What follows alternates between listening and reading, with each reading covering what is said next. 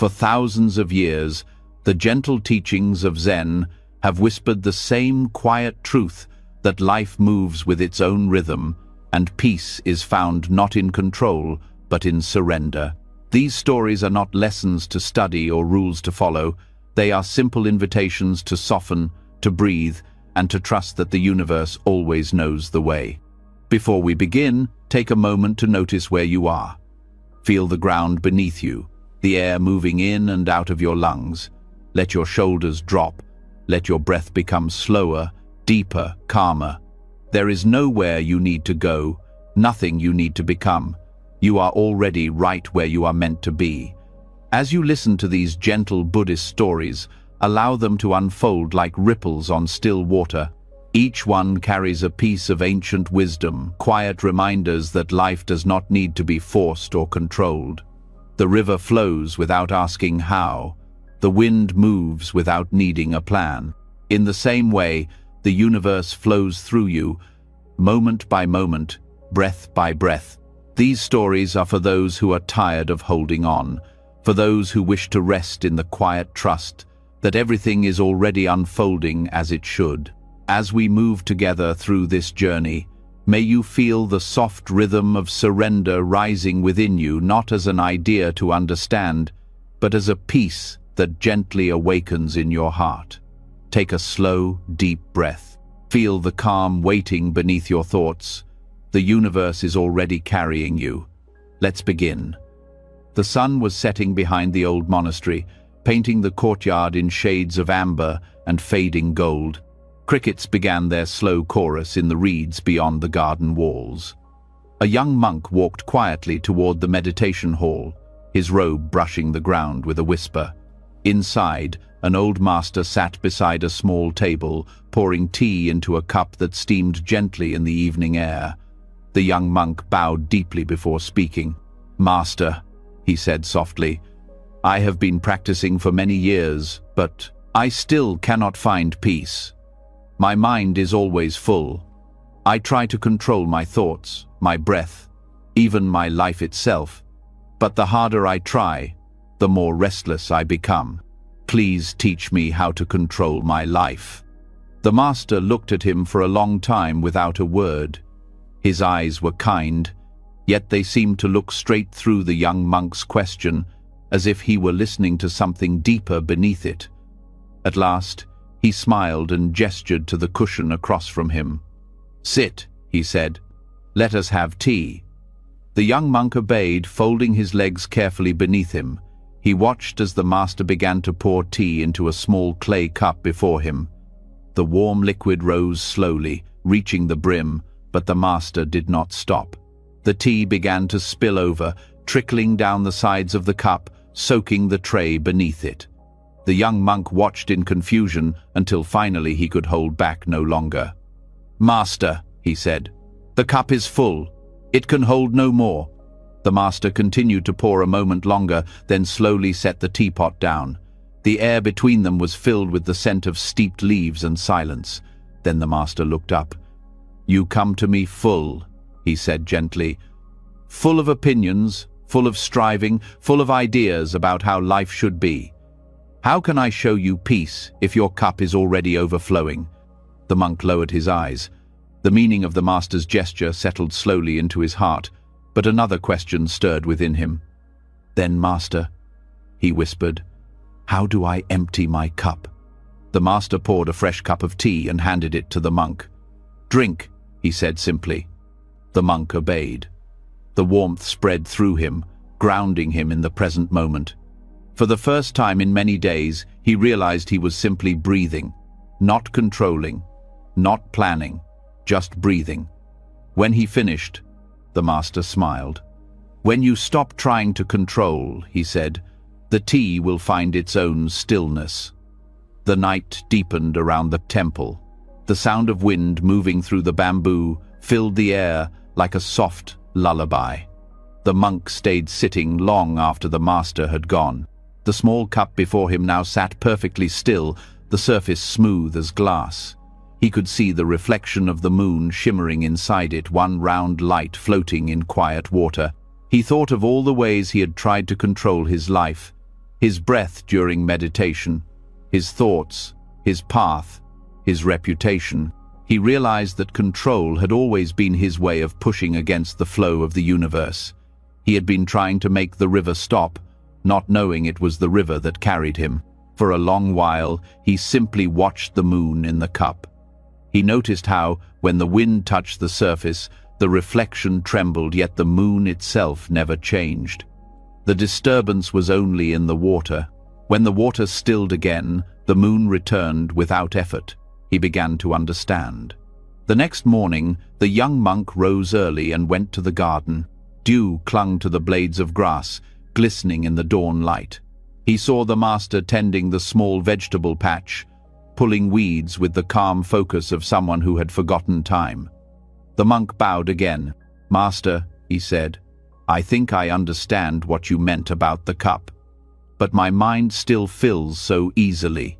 Every day, worries pour into it, duties, desires, fears. Even when I try to be empty, thoughts keep coming.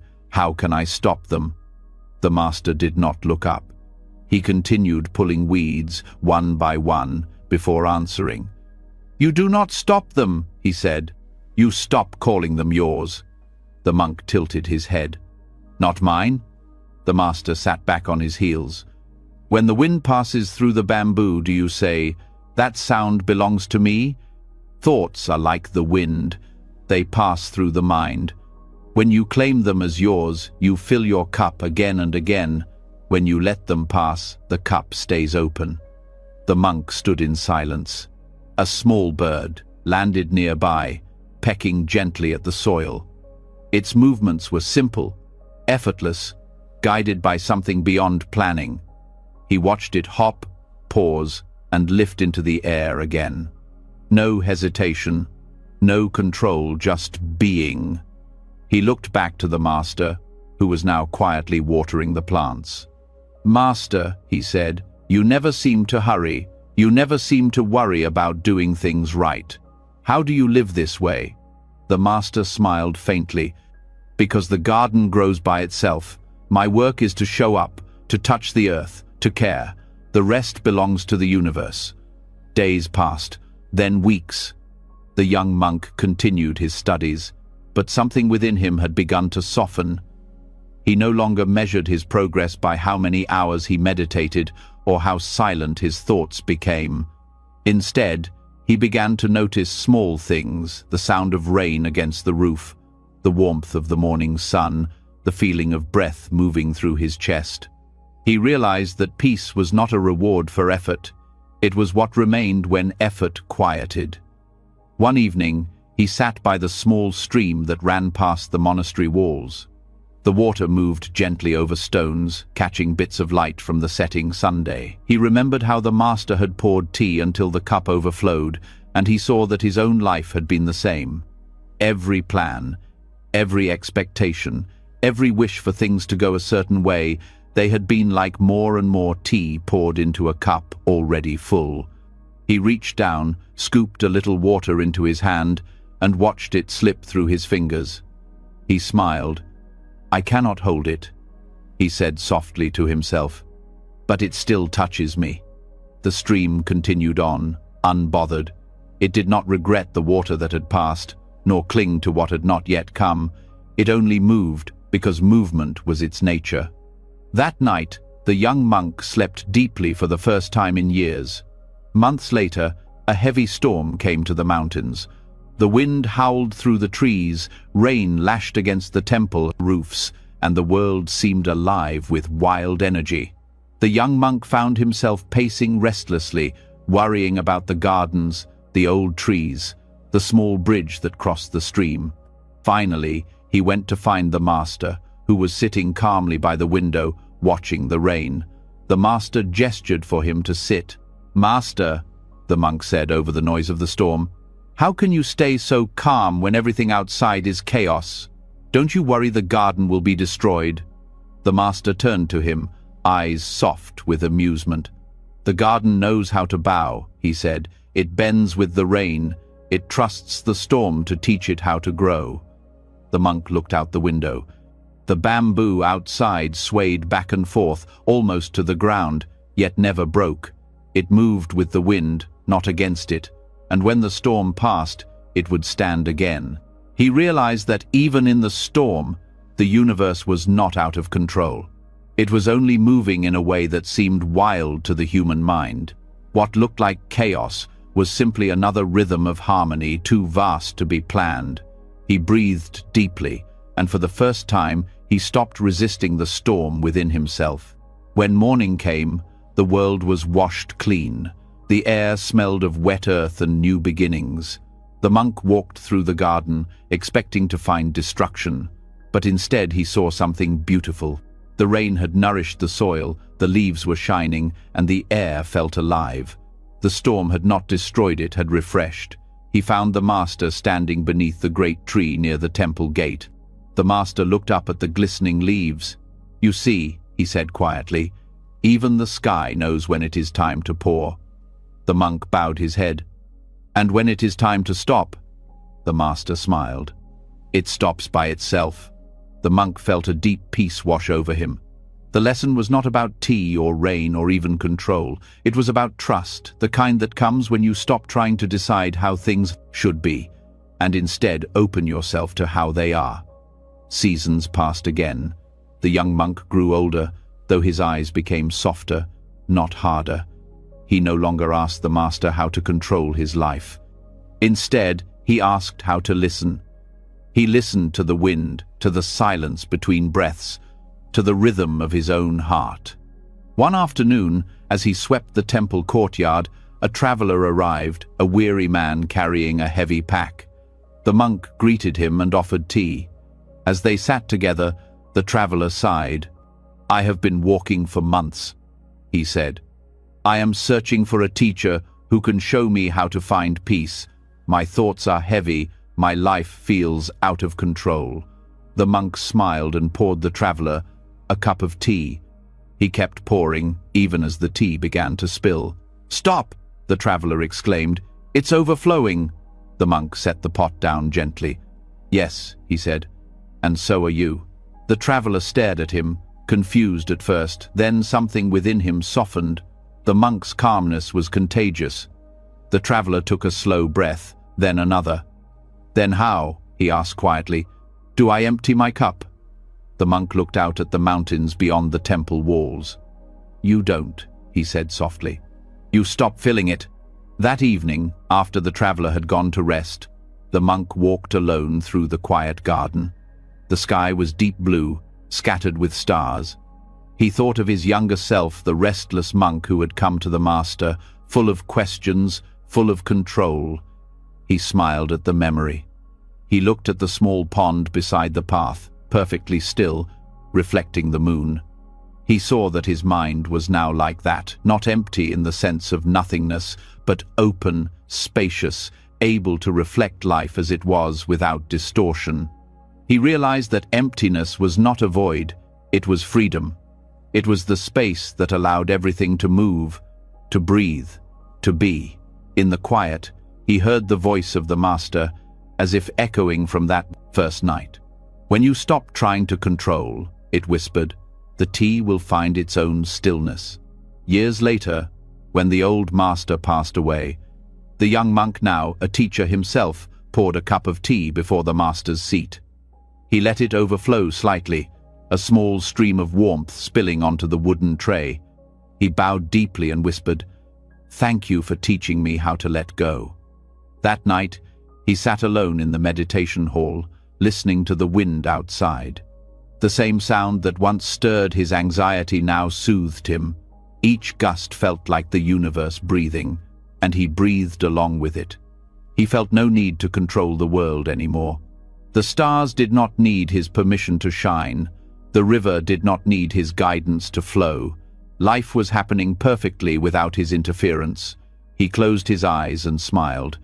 In his heart, he felt a vast space, quiet, still, and full of light. It was the same space he had once mistaken for emptiness. But now he understood. This emptiness was love.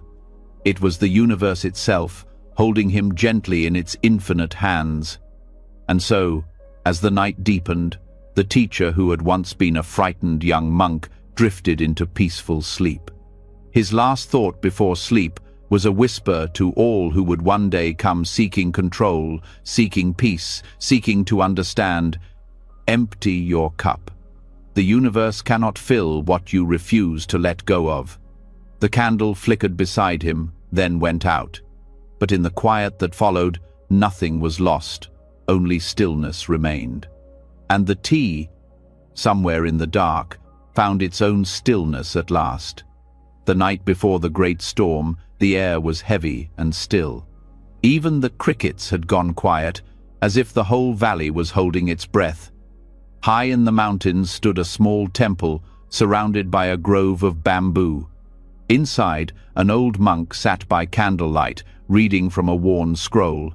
His young student, Rio, knelt nearby, quietly polishing the temple floor. But Rio's thoughts were restless, his eyes drawn to the window where dark clouds gathered over the mountains. "Master," he said softly, "the villagers say a terrible storm is coming. They say it will be stronger than any we've seen in years." The old monk lifted his gaze from the scroll. His eyes were calm, his voice quiet and clear. "Then," he said, "we shall listen to what the wind has to teach." Rio frowned. "But shouldn't we prepare? The roofs may break, the trees may fall. Shouldn't we protect the temple?" The monk smiled gently. "The bamboo does not run from the storm," he said. "It bends and remains." Rio bowed and said no more, but in his heart unease lingered. He closed the shutters, checked the roof beams, and brought in the lanterns. The master, meanwhile, sat unmoving, the candlelight soft on his face. That night, the storm came. It began as a whisper through the valleys, then grew into a roar. The wind howled like an angry spirit, shaking the mountain trees. Rain fell in heavy sheets, hammering the rooftops, rushing down the paths in silver streams. Inside the temple, Rio sat upright, every muscle tense. The walls trembled, the shutters banged, and the world outside seemed to split apart. But the master sat still, eyes closed, breathing slow and steady. "Master," Rio whispered, "aren't you afraid?" The monk opened his eyes. "The wind is only passing through," he said. "It has no wish to stay." Rio tried to calm himself, but the storm raged on. He could hear trees breaking in the distance, the crash of wood against stone. And yet, beneath the chaos, there was something else, a strange rhythm. The wind did not only destroy, it sang.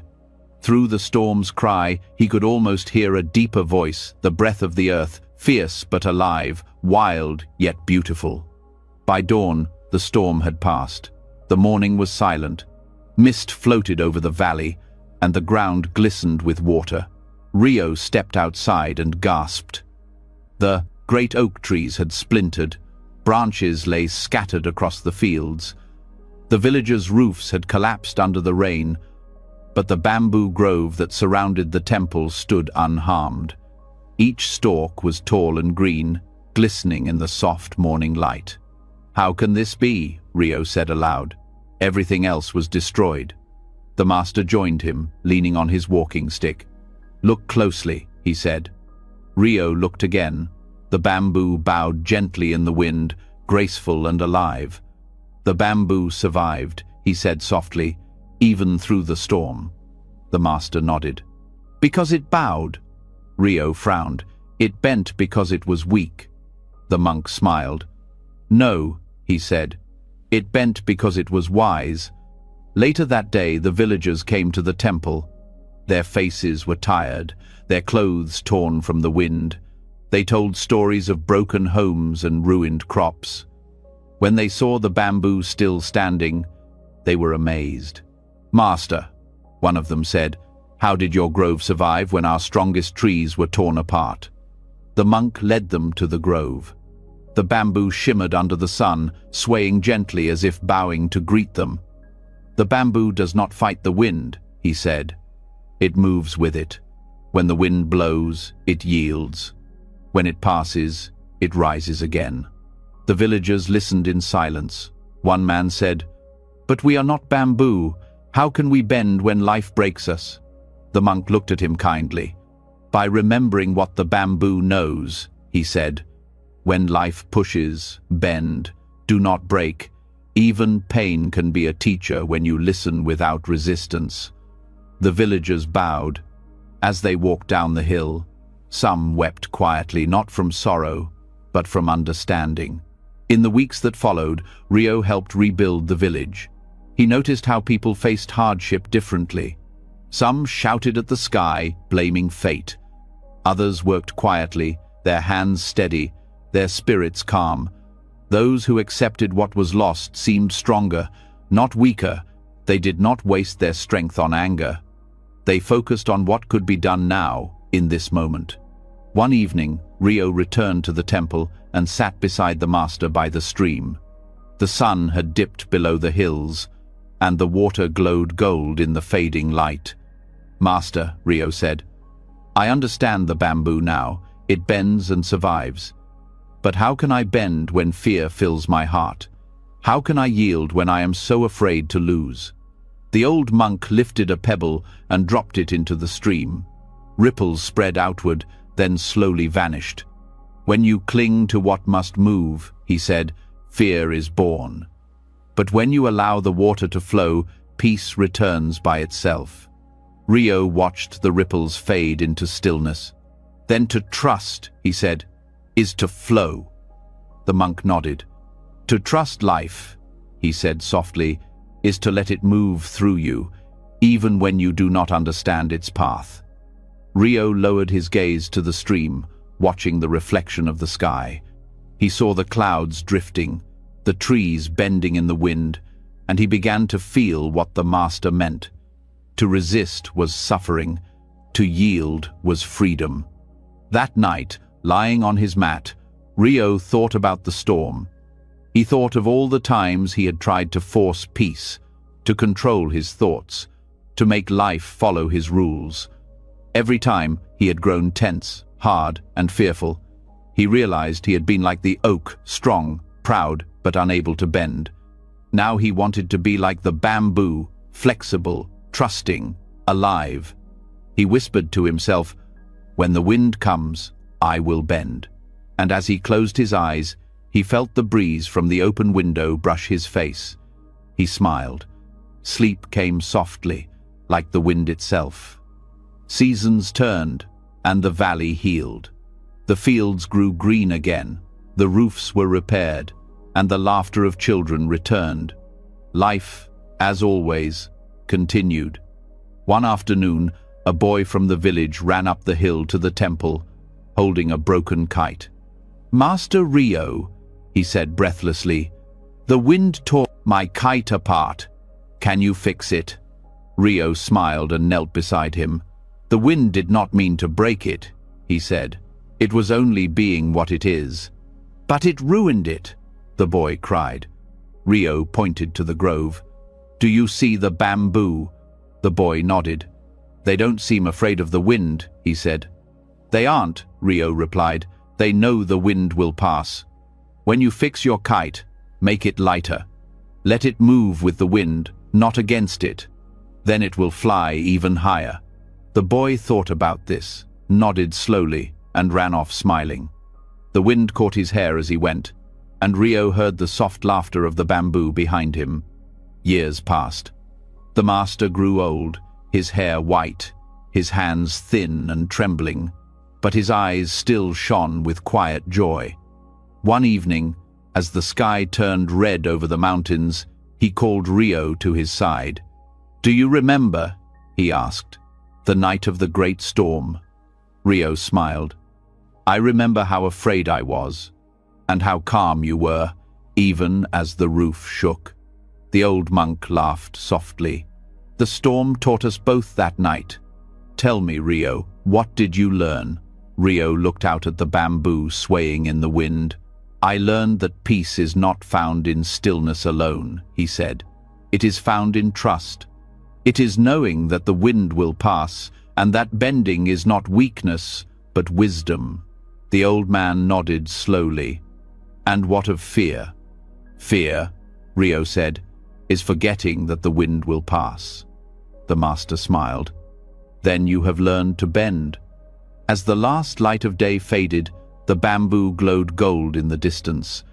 A soft wind moved through the grove, and the stalks bowed together, whispering in the dusk. The master closed his eyes.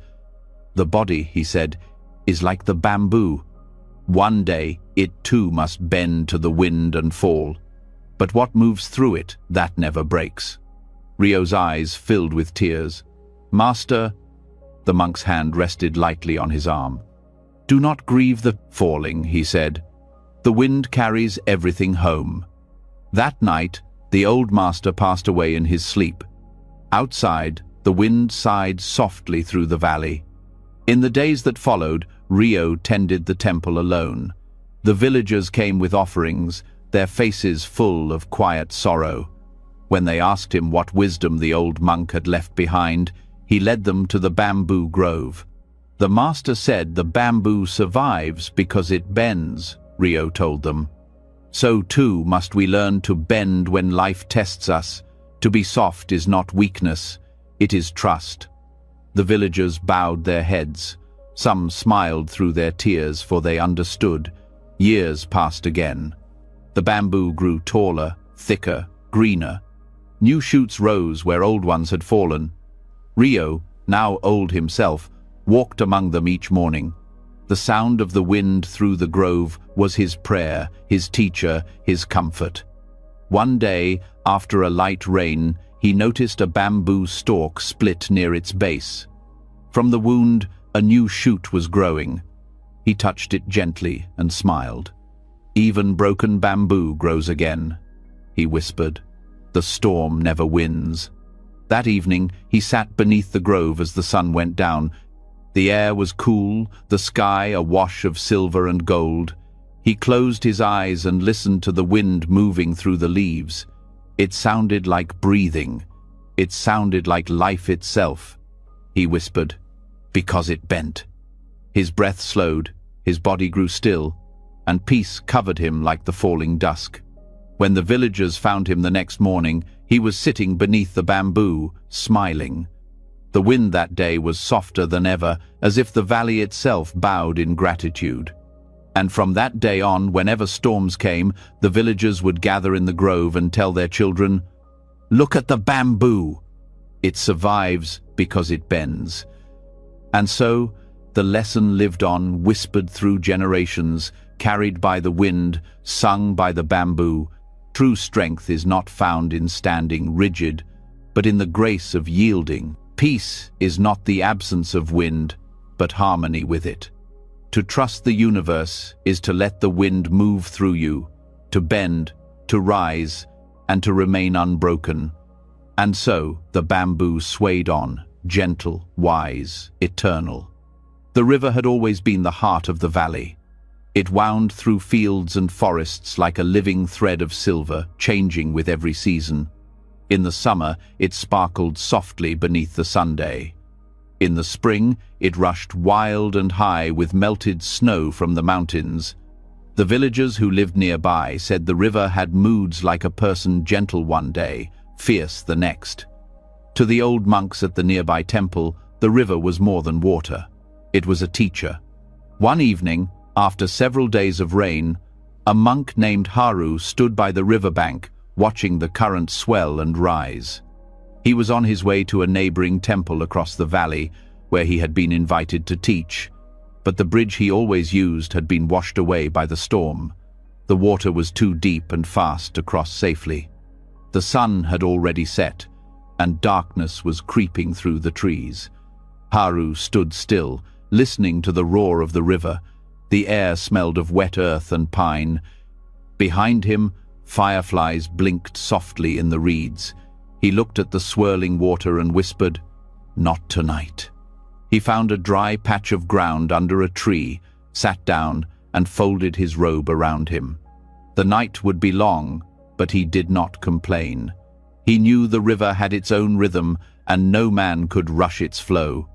As the hours passed, Haru listened to the sounds of the night, the rush of water, the croak of frogs, the distant call of an owl. He thought of how easily people grew impatient, how they tried to push life to move faster than it was meant to. He smiled quietly to himself. "The river flows when it wishes," he murmured, "and I will cross when it allows." At dawn, the rain clouds drifted away. The first light touched the surface of the river, turning it gold. The water had fallen just enough for the stones beneath to show through. Haru rose, tightened his sandals, and began to wade carefully across. The current tugged gently at his robe, but his steps were steady. When he reached the other side, he looked back and bowed. "Thank you, old river," he said softly. "You have taught me again." He walked on toward the neighboring temple, his heart quiet and his mind light. He understood now that patience was not just about waiting. It was about trusting the moment, trusting that everything unfolds in its own time. Several days later, Haru returned to his own temple. The abbot, an elderly monk with kind eyes, was sweeping the courtyard. "You were delayed," the abbot said. "The bridge was gone," Haru replied. "I had to wait for the river to lower." The abbot nodded slowly. "And what did the river teach you?" Haru smiled. "That patience is not waiting for life to obey me. It is trusting that life already knows when to move." The abbot's eyes crinkled at the corners. "Ah," he said, "you have listened well." He set down his broom and looked toward the mountains. "When I was a young monk," he said, "I used to think patience was standing still until something happened. I would pray for signs, for answers, for things to change. But life is not a door that opens when you knock harder. It opens when it's ready." Haru bowed his head. "And what did you do while you waited?" The abbot smiled faintly. "I learned to sweep." They both laughed softly. That night, as the moon rose above the temple roof, Haru sat outside his small cell, watching the river in the distance. He could hear its gentle murmur carried on the wind. He thought about how much of his life had been spent in trying to learn faster, to achieve enlightenment, to control outcomes. He realized that all along, life had been moving at the right speed. It was he who had been rushing ahead of it. In the stillness of the night, he remembered a time years ago when he had been impatient with his own teacher. He had been a young monk then, eager to master meditation. He would sit for hours, waiting for calm to arrive, but his thoughts would whirl like leaves in the wind. One day, he had gone to his master in frustration. "My mind refuses to be still," he said. "No matter how long I sit, it will not obey me." His teacher had smiled and pointed toward the mountains. "You see the clouds?" he asked. "Yes," Haru had replied. "Do they rush to clear the sky because you wish for sun?" Haru had shaken his head. "Then why do you rush your mind? Clouds drift away when the wind is ready. The mind clears when the heart is ready. Not before." Haru smiled now, remembering. He could almost hear his teacher's voice in the sound of the river. The lesson had taken years to sink in. Patience was not an act of control, it was an act of faith. A few weeks later, word came from the village that the river was flooding again. Haru and several monks went down to help the farmers move their animals to higher ground. The rain poured for days without rest. The river rose until it lapped at the edge of the road. Some villagers grew desperate. "We must build a new bridge before the water rises higher," one man shouted. Haru shook his head. "Not now," he said. "The river is strong tonight. We will wait." Another man glared at him. "Wait. If we wait, we'll lose everything." Haru said nothing. He simply watched the current swirl, brown and wild, carrying branches and leaves downstream. "You cannot build a bridge on moving water," he said quietly. "Let it rest first. When the river calms, it will show you where to step." The man muttered angrily and stormed off. But 2 days later, when the rain finally stopped, the waters began to drop. The villagers gathered again. This time, they could see the rocks at the bottom, and the land on both sides of the river was firm again. Together, they built a new bridge stronger than before.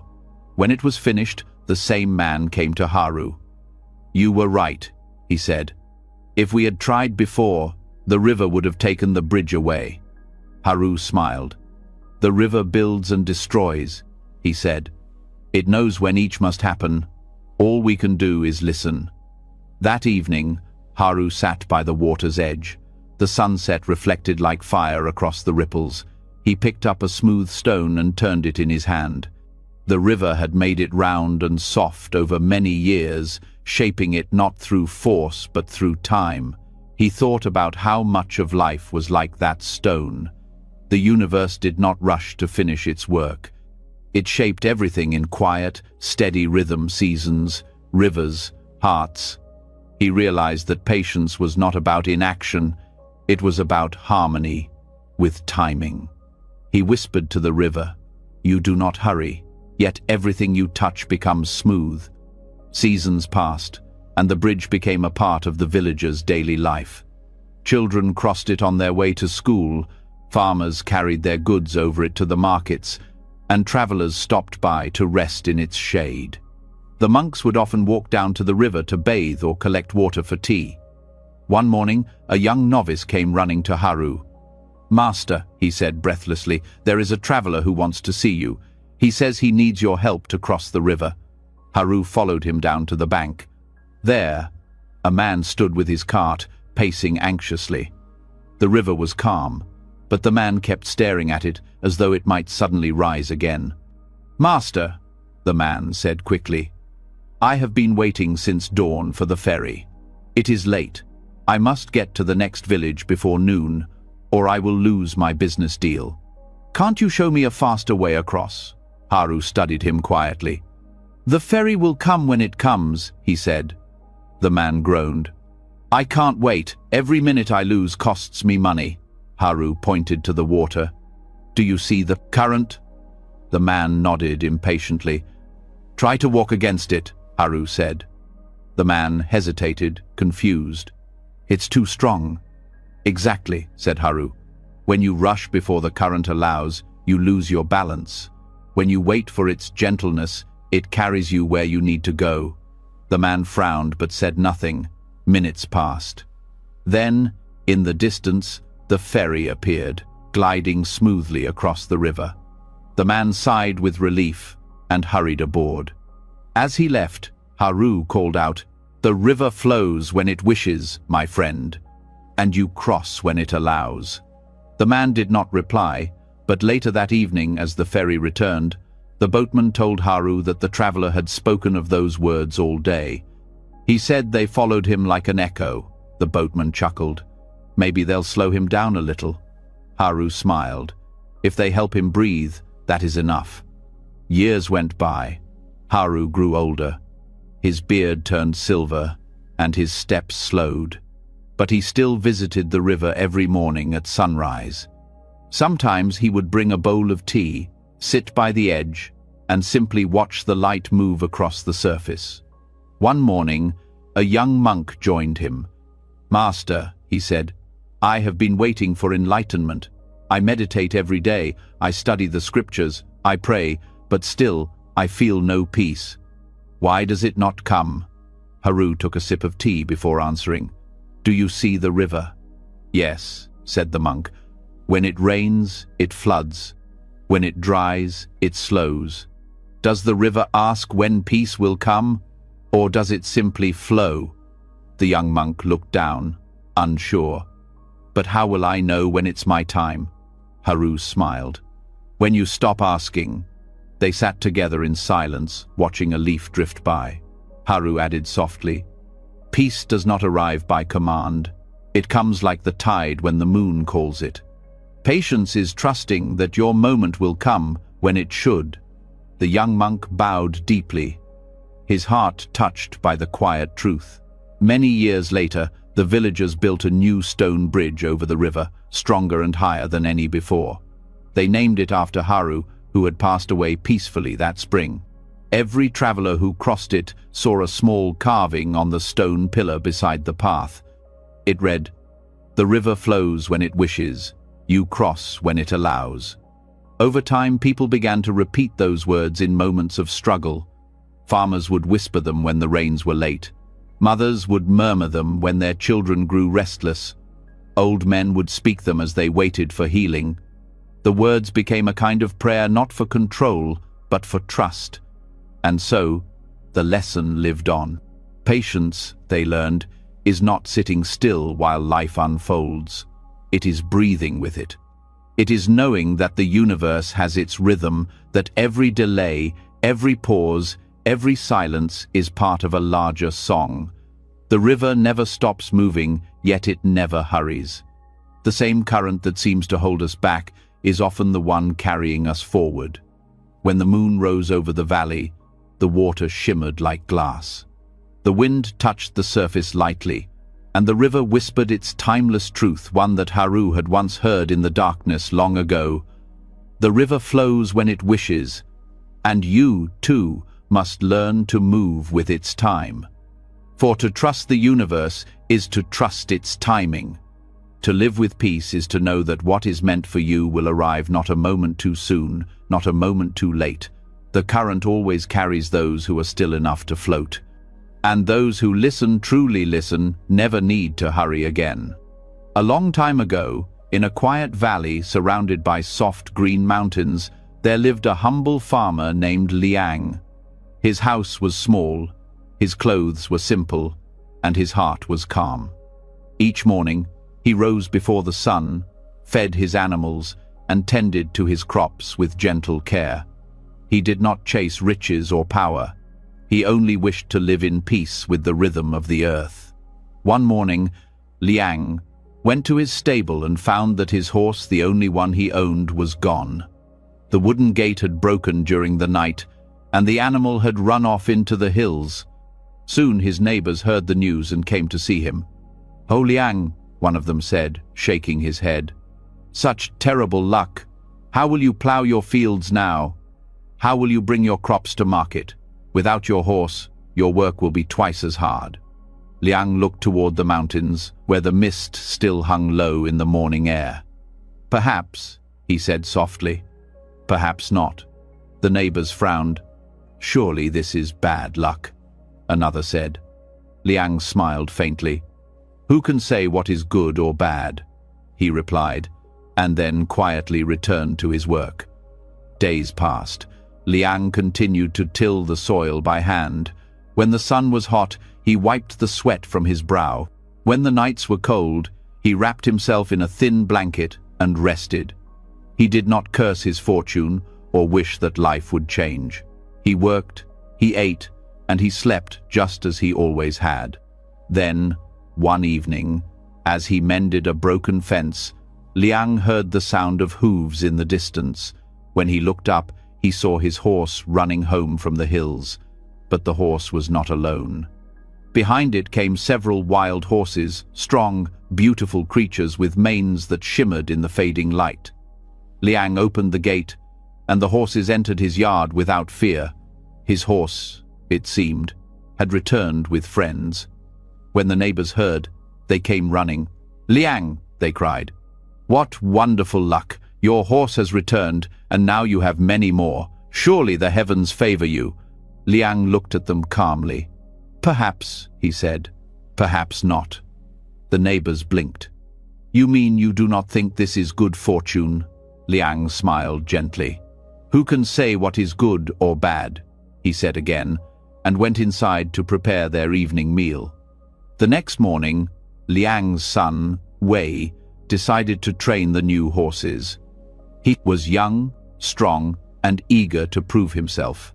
"Father," he said, "these horses could change our lives. We could sell them, buy better tools, and repair our house." Liang nodded. "Be kind to them," he said. "They belong to the wind. Patience tames what force cannot." Wei smiled. "I'll be careful," he said, and began his work. At first, the horses resisted. They were wild and proud, unaccustomed to ropes or riders. Wei worked all morning, speaking softly and moving slowly, but one horse, tall, dark, and fierce, refused to calm down. In his eagerness, Wei pushed too hard. The horse reared suddenly, kicking out with its powerful legs. Wei was thrown to the ground, and a sharp crack filled the air. He screamed in pain. His leg was broken. The neighbors came rushing when they heard the cries. "Liang," they said sadly, "what terrible luck. Your only son is injured. He cannot work for months. How will you manage now?" Liang looked at his son, who lay pale and trembling, and said quietly, "Perhaps." The neighbors were confused. "How can you say that? This is surely bad fortune." Liang smiled faintly. "Who can say what is good or bad?" he said softly, and tended to his son's wound. The days that followed were difficult. Liang worked alone in the fields. His back ached and his hands grew blistered. Yet each evening he brought his son tea and told him stories by the fire. One night, Wei looked at his father with regret. "If only I had listened to you," he said. "If I had been patient, this wouldn't have happened." Liang poured him another cup of tea. "Do not wish for the past to change," he said gently. "We cannot see where the path leads until we walk it. Every step, even the painful ones, brings us somewhere new." Wei sighed. "But this must be bad luck, father. How can it be anything else?" Liang smiled. "We will see," he said. "The story isn't finished yet." A few weeks later, soldiers rode into the valley. A war had begun, and the emperor had ordered every able young man to join the army. Families gathered in the village square, trembling as their sons were taken away. Mothers wept, and fathers stood silent, unable to speak. When the soldiers reached Liang's house, they saw Wei sitting near the doorway, his legs still bound in cloth. One of the officers looked at him and shook his head. "He is no use to the army," he said. "Leave him." And so the soldiers rode away. The neighbors came again that evening. "Liang," they said, "you are blessed. Our sons have gone to war, but yours is spared. What great luck." Liang bowed slightly. "Perhaps," he said softly. "Perhaps not," the neighbors groaned. "Why must you always say that?" Liang looked at them kindly. "Because I have lived long enough to see fortune change its face again and again. The seed that seems dead in winter becomes the wheat of summer. The storm that breaks the branches also feeds the soil. I cannot say which moment is good or bad, because the story keeps unfolding." The neighbors left shaking their heads, but Liang returned to his quiet work, his heart still calm. Months passed. The war raged on. Letters came from the front lines, each one carrying news of loss. Many of the young men from the village would never return. Their families mourned beside their empty homes. One evening, Wei sat beside his father as the sun dipped behind the mountains. "Father," he said softly, "if my leg hadn't broken, I would have gone to war. I might not be here now." Liang nodded. "Yes, then my accident was good luck," Wei said. Liang smiled gently. "Was it?" he asked. "Or was it simply life unfolding?" Wei frowned. "But if my injury saved my life, isn't that good?" Liang looked at the horizon. "The world is not divided into good and bad, my son. It is only whole. When you stop trying to name every wave, you begin to see the sea." Wei was silent for a long time. The wind moved softly through the trees, and he began to understand. Years passed. The war ended, and peace returned to the valley. Some families rebuilt their homes, others never recovered. The seasons came and went, and Liang grew old. His hair turned white, his steps slow, but his eyes remained clear and calm. One day, a traveler came to the village. He had heard stories of the farmer who never judged his fortune, and he came to see for himself. When he found Liang tending his field, he bowed deeply. "Old man," he said, "I have traveled far to meet you. Is it true that you never call anything good or bad?" Liang smiled. "It is true that I have stopped trying." The traveler frowned. "But without judging, how do you make choices?" Liang pointed to the soil beneath his feet. "I plant the seed," he said, Whether it grows or not, that is not for me to decide. My work is to plant." The traveler looked confused. "Then you trust in luck?" Liang shook his head. "No, I trust the unfolding. Life knows how to become what it must. I only need to walk with it, not against it." The traveler bowed again, still puzzled but deeply moved. "Your heart must be very peaceful," Liang smiled. "Peace comes when we stop arguing with what is." Years went by.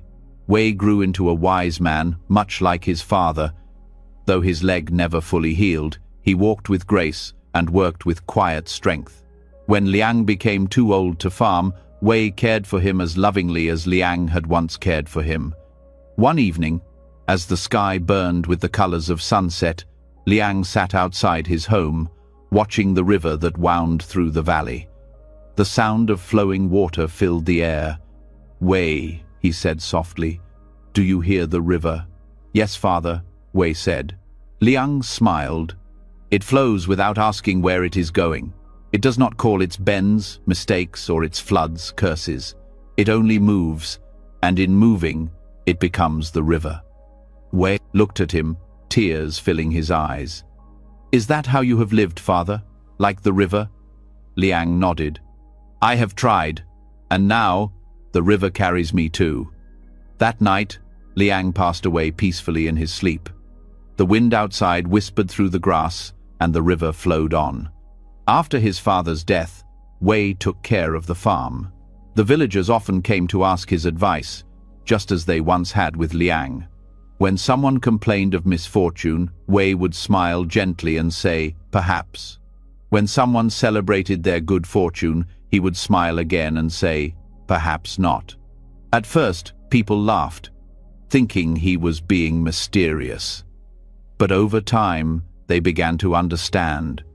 They saw how their own joys and sorrows changed shape again and again, how what once seemed like ruin became blessing, and how every ending gave birth to something new. And so, in the valley, the story of Liang lived on.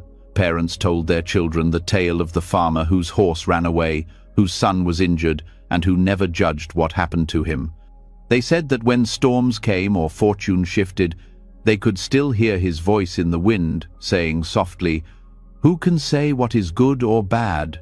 Trust the unfolding." The lesson was simple, yet endless in its depth. Life cannot be forced to fit our labels. What we call bad may be the seed of something good. What we call good may hold unseen lessons. Everything changes, and every change belongs to the greater whole. When we stop fighting life's movement, we begin to live in peace with it. Trusting the unfolding means knowing that every loss, every joy, every silence is part of the same mysterious design. And like the river that flows without needing to understand its journey, we too can learn to live without fear of what comes next, trusting, always trusting, the gentle wisdom of the universe. In a quiet monastery nestled in the mountains, there lived a young monk named Ren.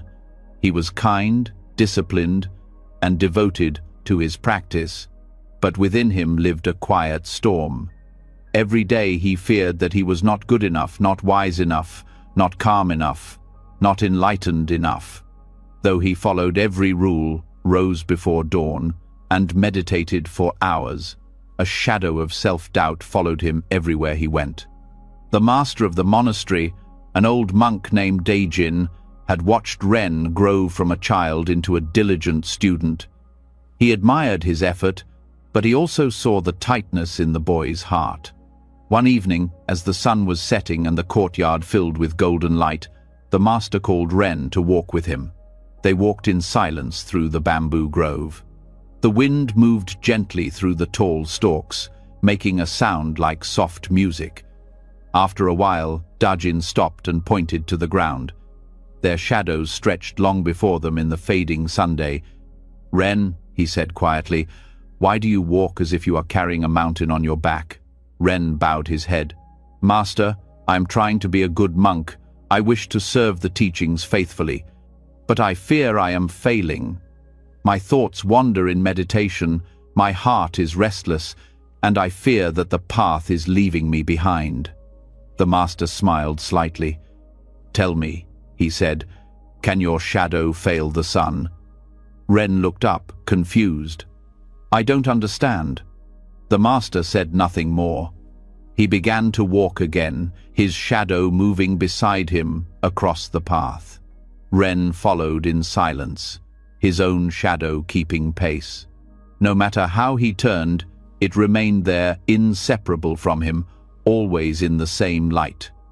That night, Ren lay awake in his small cell, turning the master's question over and over in his mind. "Can your shadow fail the sun?" He did not know the answer. All he knew was the feeling of trying endlessly to meditate better, to think less, to be pure. He thought of the other monks, who seemed so serene, and wondered why peace came to them, but not to him. He fell asleep with a heavy heart. The next morning, the master called all the monks to gather in the courtyard for meditation. The air was cool, and mist clung to the grass. As they sat, the first light of dawn began to rise over the mountains. The master spoke softly. "When you sit in silence," he said, "the mind will try to measure your progress. It will whisper, 'You are failing.' It will say, 'You are not good enough.' But who is it that measures? Who is it that fails? The mind itself cannot see beyond its own shadow." Ren listened, his eyes closed, his breath unsteady. The words touched something deep within him. He wanted to ask the master what they meant, but the master had already fallen silent. The sound of wind through the bamboo replaced his voice. As the hours passed, the monks returned to their daily duties. Ren was assigned to sweep the temple steps. He moved his broom slowly, lost in thought. As the morning sun rose higher, his shadow stretched long across the stone steps. No matter how much he moved, it followed exactly, silent and faithful. Suddenly, he remembered the master's words again. He stopped sweeping and stared at his shadow. It moved when he moved, rested when he rested, and disappeared only when he stepped fully into the shade. It never disobeyed the sun, it only reflected how he stood in its light. "Can your shadow fail the sun?" he whispered to himself again. "No, it cannot." In that moment, something shifted in his heart. He realized that he had spent years fearing that he was separate from truth, that he could lose the light of wisdom if he stumbled. But just as his shadow could not fail the sun, perhaps he, too, could not fall outside the universe's grace. He looked up at the sky. The sun was brilliant and steady, shining on every monk, every leaf, every drop of dew. It did not judge who deserved its warmth. It gave light to all without hesitation. "Maybe enlightenment is not something I must reach," he thought. "Maybe it is already shining on me." That evening Ren went to the master's quarters. The air smelled of tea and sandalwood. Dajin was seated by the window, watching the sunset. Ren bowed deeply. "Master," he said, "I think I understand what you meant. The shadow cannot fail the sun because it belongs to it. I too belong to something greater. But if that is true, why do I still feel lost at times?"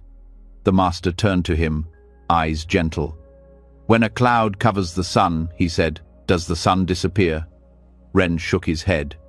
"No, master, the sun remains." "Then why do you believe that when your mind is cloudy, the light has left you?" Ren lowered his eyes.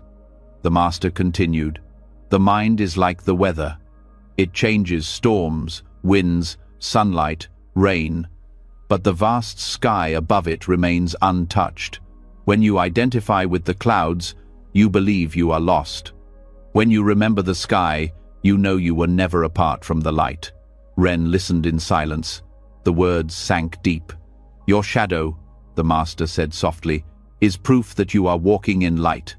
If you were truly lost, there would be no shadow to see. Failure cannot exist where the light is constant. It only exists in your forgetting of it." Ren bowed again, tears in his eyes.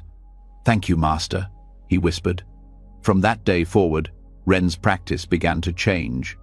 He still meditated, swept, and prayed, but something within him softened. When his thoughts wandered, he no longer scolded himself. He smiled instead, noticing how quickly the mind tried to measure what could not be measured. He began to walk through the temple gardens each morning before sunrise. He would watch the darkness slowly dissolve as the light returned. Each dawn became a quiet sermon, a reminder that no matter how deep the night, the sun always returned. Sometimes, when he passed the reflecting pool, he would see his face mirrored in the still water. Behind it, his shadow shimmered faintly. He began to see both as friends, one made of light, the other shaped by it. Together, they reminded him that he was never alone. The other monks noticed a change in him. His movements became lighter, his laughter easier. He no longer seemed to struggle with himself. One morning, a younger monk approached him and said, "Brother Ren, how did you find peace? You always seem so at ease now." Ren smiled. "I stopped trying to separate myself from the light," he said. "I realized I was never apart from it to begin with." The younger monk frowned. "But what if I lose faith? What if I fail in my practice?" Ren looked at the boy kindly. "Step into the sunlight," he said. The monk obeyed. "Now look at your shadow." The boy looked down. It stretched before him on the ground. "Can your shadow fail the sun?" Ren asked. The boy blinked. "No, I suppose not." "Then remember that," Ren said gently. "Even when you feel far from peace, the light is still there. You cannot fall out of its reach." Seasons passed. The monastery bloomed in spring and slept under snow in winter. Ren grew older, and his wisdom deepened, though his words became fewer. He spoke only when needed, and when he did, his voice carried the stillness of someone who had seen the world without dividing it into success and failure. One summer morning, he sat beneath a great tree at the edge of the monastery grounds. The sun filtered through the leaves, casting patterns of light and shadow on the ground. He watched them shift as the wind moved through the branches. A young novice came running toward him, tears streaming down his face. "Master Ren," he cried, "I have failed. I fell asleep during meditation. I broke my vow of discipline." Ren looked up at him calmly. "Come," he said, patting the ground beside him. "Sit." The boy sat, trembling. "I try so hard," he said, "but my body is weak and my mind keeps drifting. I fear I will never be good enough to be a monk." Ren pointed to the ground. "Do you see the sunlight?" The boy nodded. "And the shadows of the leaves?" "Yes," Ren smiled. "The shadows dance because the branches move, not because the sun has changed. Your mistakes are movements of the branches. The light remains as it is." The boy wiped his tears. "So, I have not failed." Ren shook his head. "You cannot fail what you already are. You are the light, pretending to be the leaf." The boy stared at him, unsure whether to cry again or laugh. Ren simply closed his eyes and listened to the wind. Years passed, and Ren himself became the abbot of the monastery. Disciples came from faraway lands to study under him. But no matter how many questions they brought, his teaching remained simple. Once, a scholar came to visit, proud of his knowledge. He asked Ren, "Master, what is enlightenment?" Ren picked up a cup of tea and said, "This cup holds water. When I drink, the water disappears, but the cup remains. Enlightenment is knowing you are the cup, not the water." The scholar frowned. "Then what is failure?" Ren smiled. "A shadow, reminding the cup that the sun still shines." One winter morning, Ren stood at the top of the monastery steps, watching the sunrise. Snow covered the earth like a blanket, and the air was so clear that the light seemed to hum. He looked down and saw his shadow stretching long and dark across the white ground. He smiled. It followed him still, as it always had. "Old friend," he whispered, "you and I have walked a long way together." A young monk nearby overheard him and asked, "Master, to whom do you speak?" Ren laughed softly. "To my shadow. It reminds me that the universe never abandons what walks in its light." He turned to the monk. "Remember this, you and the light are not two things. Even when clouds hide the sun, its warmth still fills the world. Even when doubt hides your heart, truth still holds you." The monk bowed deeply, and Ren continued down the steps, his shadow gliding alongside him like a silent companion. When Ren grew old, his hair white and his steps slow, he spent most of his days sitting by the temple garden, watching the sunlight shift through the trees. The monks would often find him smiling quietly to himself, as if sharing a secret with the wind. One evening, as the sun dipped below the mountains, Ren whispered, "How kind the light is, it follows me even into old age." His breath grew softer, and his eyes began to close. The monks gathered around him. One of them said, "Master, where will you go when the light fades?" Ren smiled faintly. "Where does the shadow go when night falls?" he said. "It returns to its source." Those were his last words. At dawn the next morning, the monks held a small ceremony in the courtyard. The sun rose over the valley, and their shadows stretched long across the snow. One young monk, the same boy who had once wept over his mistakes, looked at his shadow and remembered Ren's words. "The universe never abandons what walks in its light." He smiled through his tears. "Thank you, Master," he whispered. As the years passed, the story of Ren spread far beyond the mountains. Travelers spoke of the monk who taught that failure was only a misunderstanding of light. They said that anyone who remembered his words could find peace even in the darkest times. And so, the lesson lived on, simple, eternal, shining quietly like sunlight on stone. You cannot fail the light that made you. You only forget that it never leaves. Wherever you walk, your shadow will remind you the universe walks beside you, always patient and bright. High above the earth, where the sky meets silence, a single raindrop began to form. It was born from the cool breath of clouds, a shimmering bead of light suspended in endless blue. At first, it felt weightless and free. The wind cradled it, the clouds surrounded it, and it believed this moment of floating would last forever.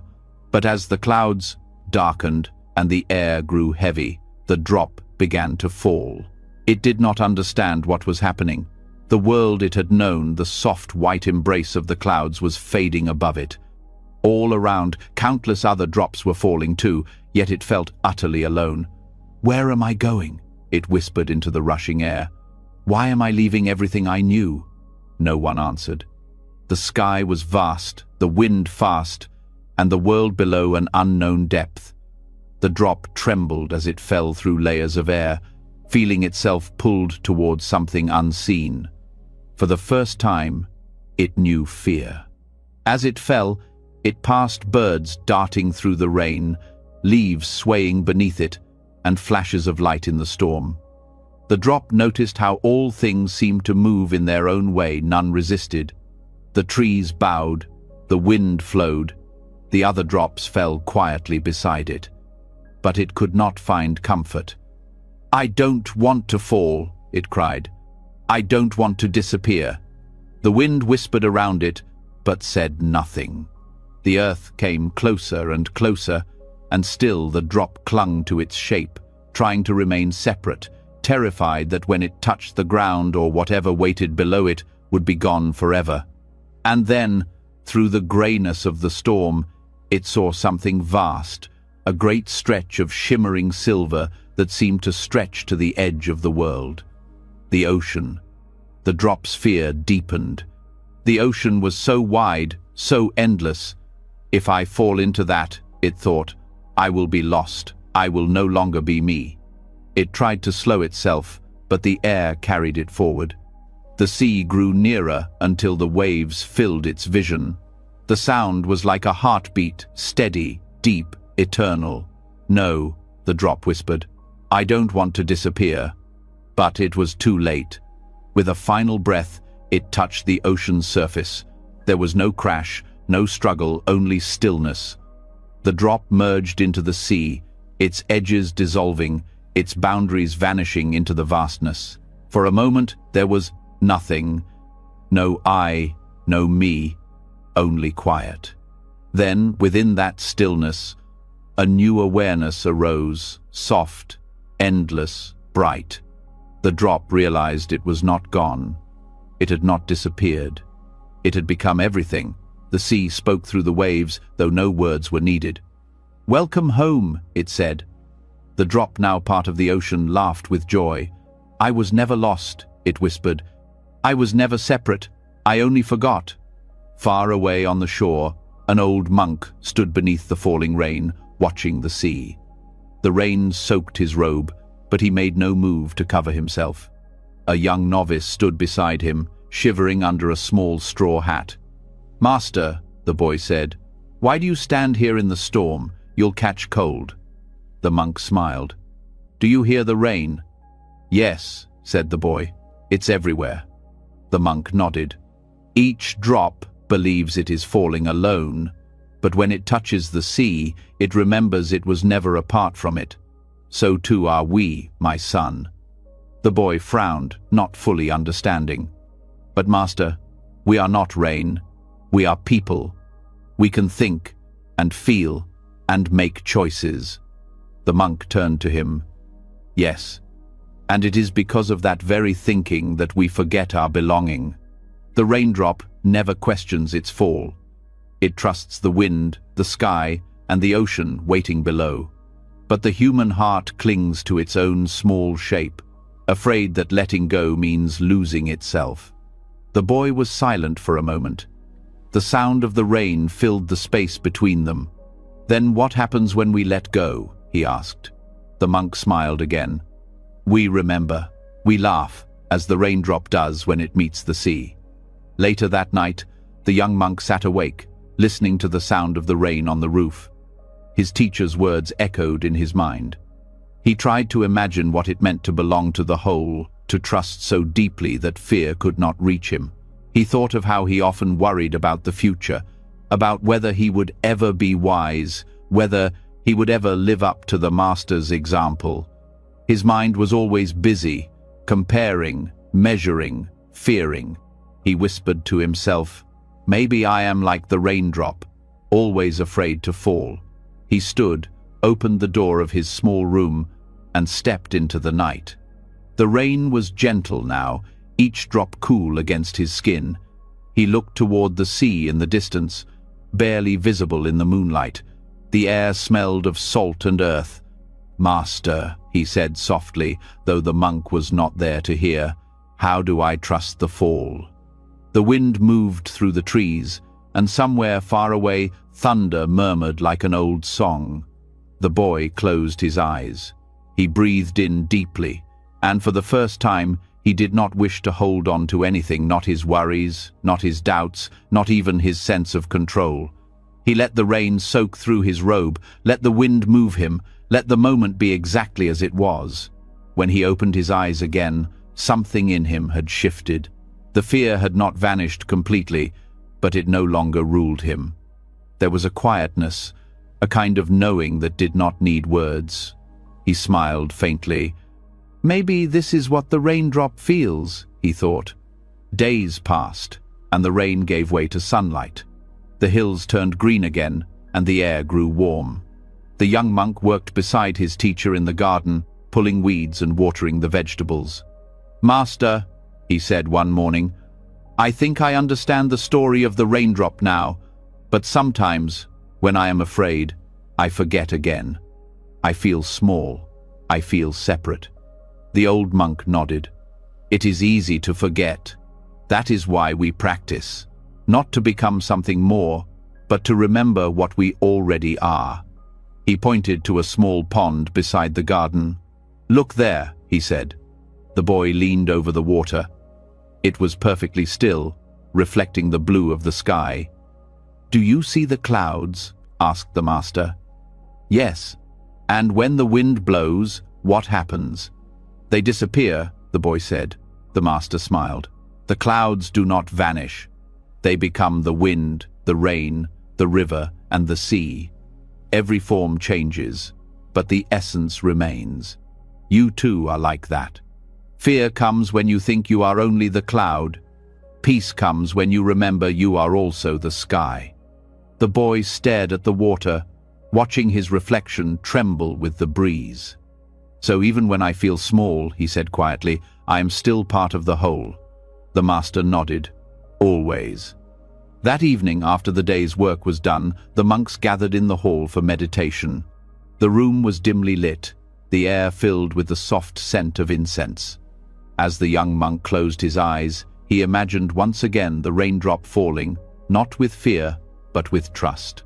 He imagined himself falling too, not into darkness, but into light, into belonging, into something vast and kind. In the quiet, he felt the pulse of his own heart, the rhythm of his breath, the faint sound of waves in the distance. Everything seemed connected, the wind, the sea, his body, his thoughts, his teacher, even the stars above the monastery roof. And then, for a brief moment, he felt no difference between them. He was the breath, the sea, the sky. The small I that had feared so much seemed to dissolve like salt in water. When the gong rang to end the meditation, he opened his eyes slowly. The world felt new, clear, alive, whole. Years passed. The young monk grew older and wiser. The master who had taught him eventually passed away, and the young monk, now no longer young, became the teacher to others. One afternoon, a student came to him with tears in her eyes. "Master," she said, "I am afraid. I try to be kind. I try to meditate, but my heart is restless. I worry about my family, my future, the world. I feel like I am falling apart." The monk listened patiently, then led her to the temple garden. Together, they stood by the pond where he had once learned his master's lesson. "Look into the water," he said. "Do you see the ripples?" "Yes." "Can you stop them from moving?" She shook her head. "No." "Do you need to?" She hesitated. "I suppose not." He smiled. "The water is still water, whether it ripples or not, and you are still whole, whether your mind is calm or troubled. You belong to something much larger than your fears." He pointed to the sky. "Every raindrop that has ever fallen finds its way back to the sea. No matter how far it travels, it never stops being water. You, too, can trust that life will carry you home." The young woman wept softly, not from sadness but from the relief of remembering something she had always known. Seasons turned. The monk grew very old. His hair turned white, his steps slow, but his spirit remained clear. He spent most of his days sitting near the sea, listening to the waves. One morning, a storm began to form over the horizon. The wind grew strong, and rain began to fall, thousands upon thousands of drops tumbling from the sky. The monk smiled and lifted his face to the rain. "Welcome home," he whispered. He felt the cool drops on his skin, each one alive, each one shining. He imagined their journey, their fear, their fall, their merging with the ocean below. And he laughed softly, just as the raindrop had laughed when it realized it was never lost. When the storm passed, the sky cleared to a deep, endless blue. The monk sat quietly, watching the light dance on the waves. A young novice approached him and said, "Master, I have a question. What happens to us when we die?" The monk looked at the sea and smiled. "Do you see the rain?" The novice nodded. "It falls, it flows, it becomes the ocean. It never truly dies, it only changes its form. When we leave this body, we return to what we have always been. We laugh, and we remember." The novice frowned. "Remember what?" "That we were never separate," the old monk said. The boy was silent, watching the waves. The wind moved gently across the water, carrying the scent of salt and sunlight. The monk closed his eyes. His breath was slow, his body still, but his spirit felt vast as the sea. He whispered, "Trust the fall, trust the belonging." When the monk passed away that night, the sea was calm and bright beneath the moon. The monks of the temple gathered on the shore to honor him. The wind carried the sound of the waves like a chant, soft and endless. One of the monks, the youngest, looked out at the water and thought he saw a single drop fall from the sky, shining like a pearl before it vanished into the sea. He smiled. He was never gone, he said quietly. He only returned. And as the waves rose and fell, the sea seemed to whisper back the same truth. It had always carried ancient, patient, eternal. I was never lost. I was never separate. I have always belonged. When you stand in the rain and feel the drops touch your skin, remember the journey of the raindrop. It falls not to disappear, but to return. It dissolves not to end, but to remember its wholeness. So too, when you feel small or afraid, when life feels uncertain or heavy, remember that you are not falling away, you are falling home. Trust the unfolding, trust the belonging. For you, like the raindrop, were never apart from the ocean of life. You only forgot the truth that waits quietly within you. You were never lost. In the mountains where the clouds rested low and the air smelled of pine and stone, there stood a monastery known for its stillness. From sunrise to sunset, the sound of the wind moving through the bamboo could be heard across its courtyards, soft and unending. Travelers who came near said it was a place where even time seemed to slow down. Among the monks who lived there was a young disciple named Ken. He was devoted, bright, and full of questions. Every morning he followed his teacher, Master Sho, studying his movements, his gestures, and his silences. Sho was known for his calm presence. When he walked, the birds did not fly away. When he spoke, his words were few but carried the weight of mountains. Ken admired his master deeply, yet he was often troubled by how little the master said. "He teaches us so much by doing nothing," the older monks would whisper. But Ken wanted to understand. He longed for answers, for clarity, for the secret of peace that seemed to live effortlessly within his teacher. One evening, as the sun melted into gold beyond the mountains, Ken approached the master in the meditation hall. The air was cool and smelled faintly of sandalwood. Sho sat cross-legged in front of the altar, eyes half closed, as if he were listening to something no one else could hear. Ken bowed deeply. "Master," he said softly, "forgive me if I disturb your silence, but I must ask you something." Sho opened his eyes slowly, calm as still water. "Ask," he said. Ken hesitated. "I have studied for years. I pray, I meditate, I follow the teachings faithfully, yet peace escapes me. My thoughts are loud, my heart restless, my mind never still.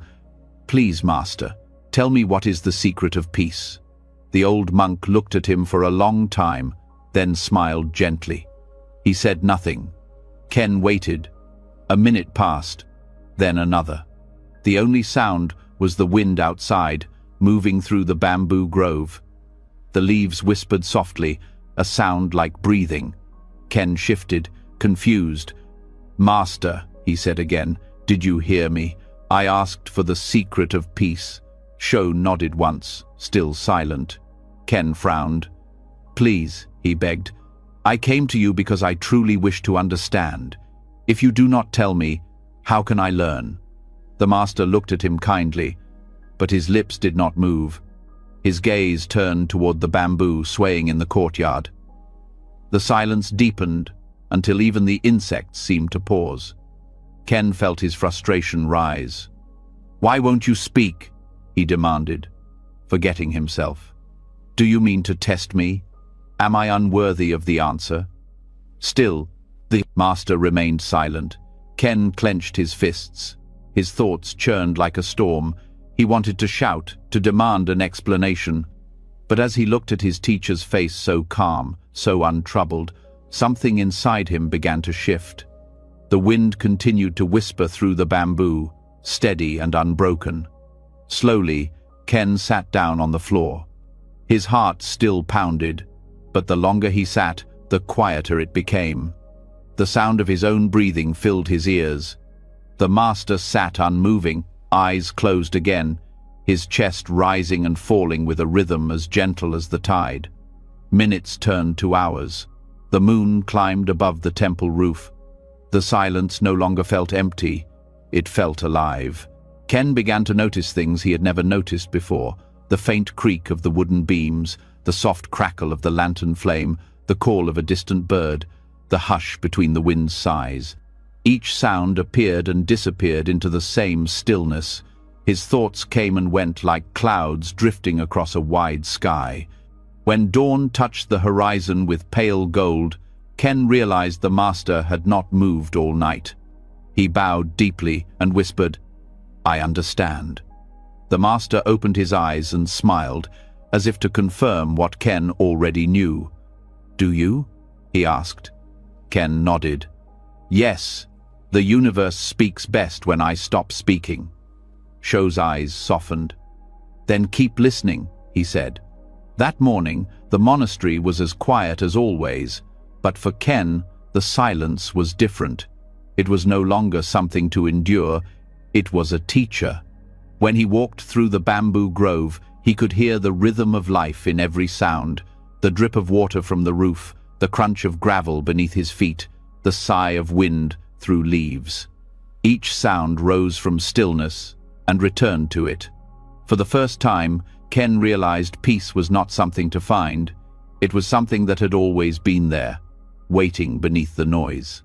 As days became weeks, he began to understand why his master spoke so little. Whenever he was tempted to ask a question, he remembered that long night and chose instead to listen. Slowly, his need for answers faded. When he meditated, thoughts still came, but he no longer fought them. They were like the wind in the bamboo passing, harmless, part of something greater. One afternoon, a nobleman arrived at the temple seeking wisdom. He had heard of Master Shou's silence and wanted to test it. When the monks gathered in the courtyard, the man stepped forward and said loudly, "Master Shou, I have traveled far to ask one question. What is truth?"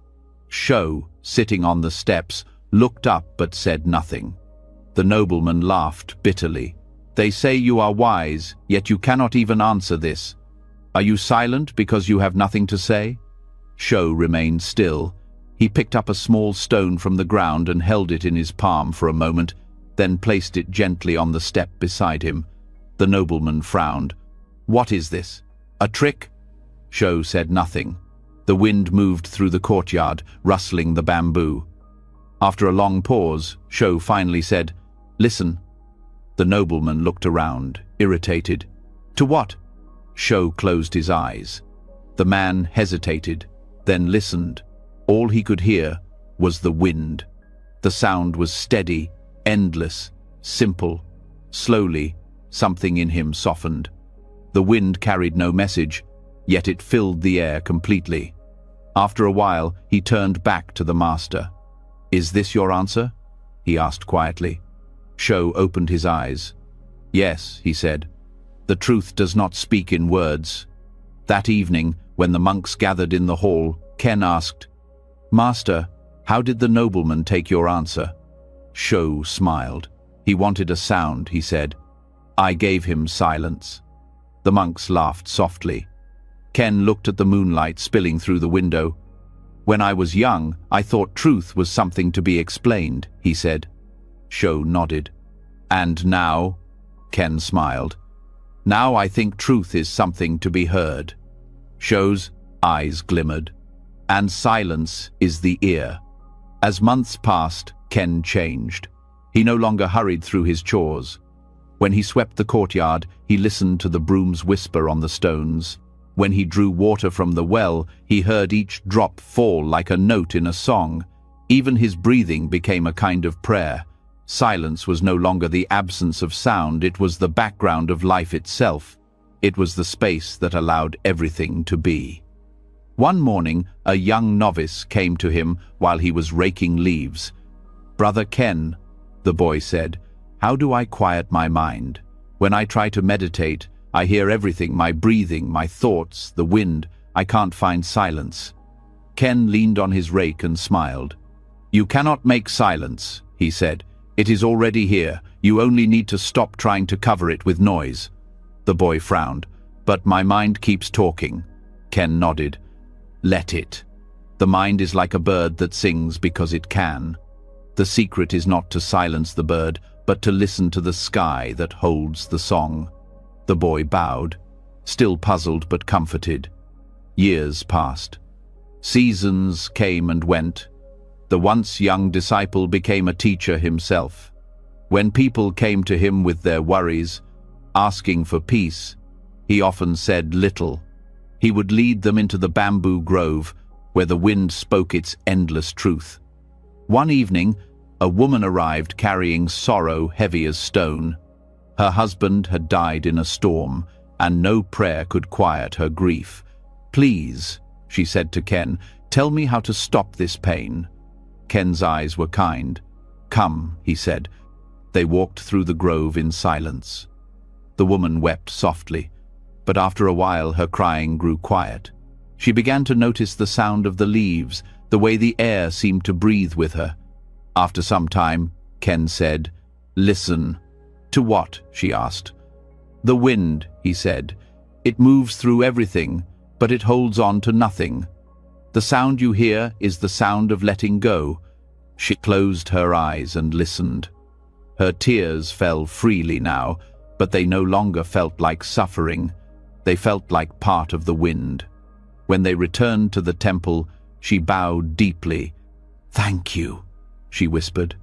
Ken shook his head. "Thank the silence," he said. "It teaches better than I ever could." Many years later, Ken sat beside his master in the courtyard for the last time. The sun was setting, painting the sky in gold. Shou's hair was white, his hands thin, but his eyes still clear. "Master," Ken said, "you once taught me that peace lives in silence. I have spent my life listening to it, but I still wonder, why is silence so powerful?" Shou smiled. "Because silence is not empty," he said. "It is full of everything we keep trying to say." Ken looked toward the horizon where the stars were beginning to appear. "When I was young, I thought wisdom was hidden in words," he said softly. "And now?" Shou asked. Ken smiled faintly. "Now I think wisdom hides in the spaces between them." Shou nodded. "Then you have learned to hear." They sat quietly as the light faded, neither speaking again. The bamboo whispered gently above them, and the silence that filled the air was deep and kind. When night came, the monks found them still sitting side by side. Shou's eyes were closed, his face serene. Ken touched his teacher's hand and whispered, "Thank you for your silence." The next morning, the temple bells rang softly. The wind moved through the bamboo, carrying the master's lesson across the valley. Peace is not something to be taught or found. It is already here, waiting beneath the noise. Years later, people came to the monastery seeking the secret of peace. When they asked the old monk who led the temple what his master had taught him, he would smile and say, "He taught me nothing." The visitors would look puzzled. "Nothing?" they would ask. He would nod. "Yes, and that nothing was everything." Many would leave, still confused, but a few would stay.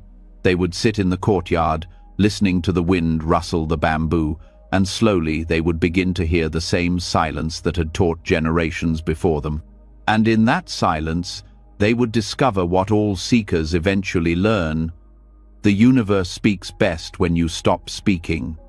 When words fall quiet, what remains is not emptiness, it is peace itself, whispering softly through the bamboo, eternal and alive. At the edge of a small coastal village, where the sea stretched endlessly toward the horizon, there lived an old fisherman named Tao.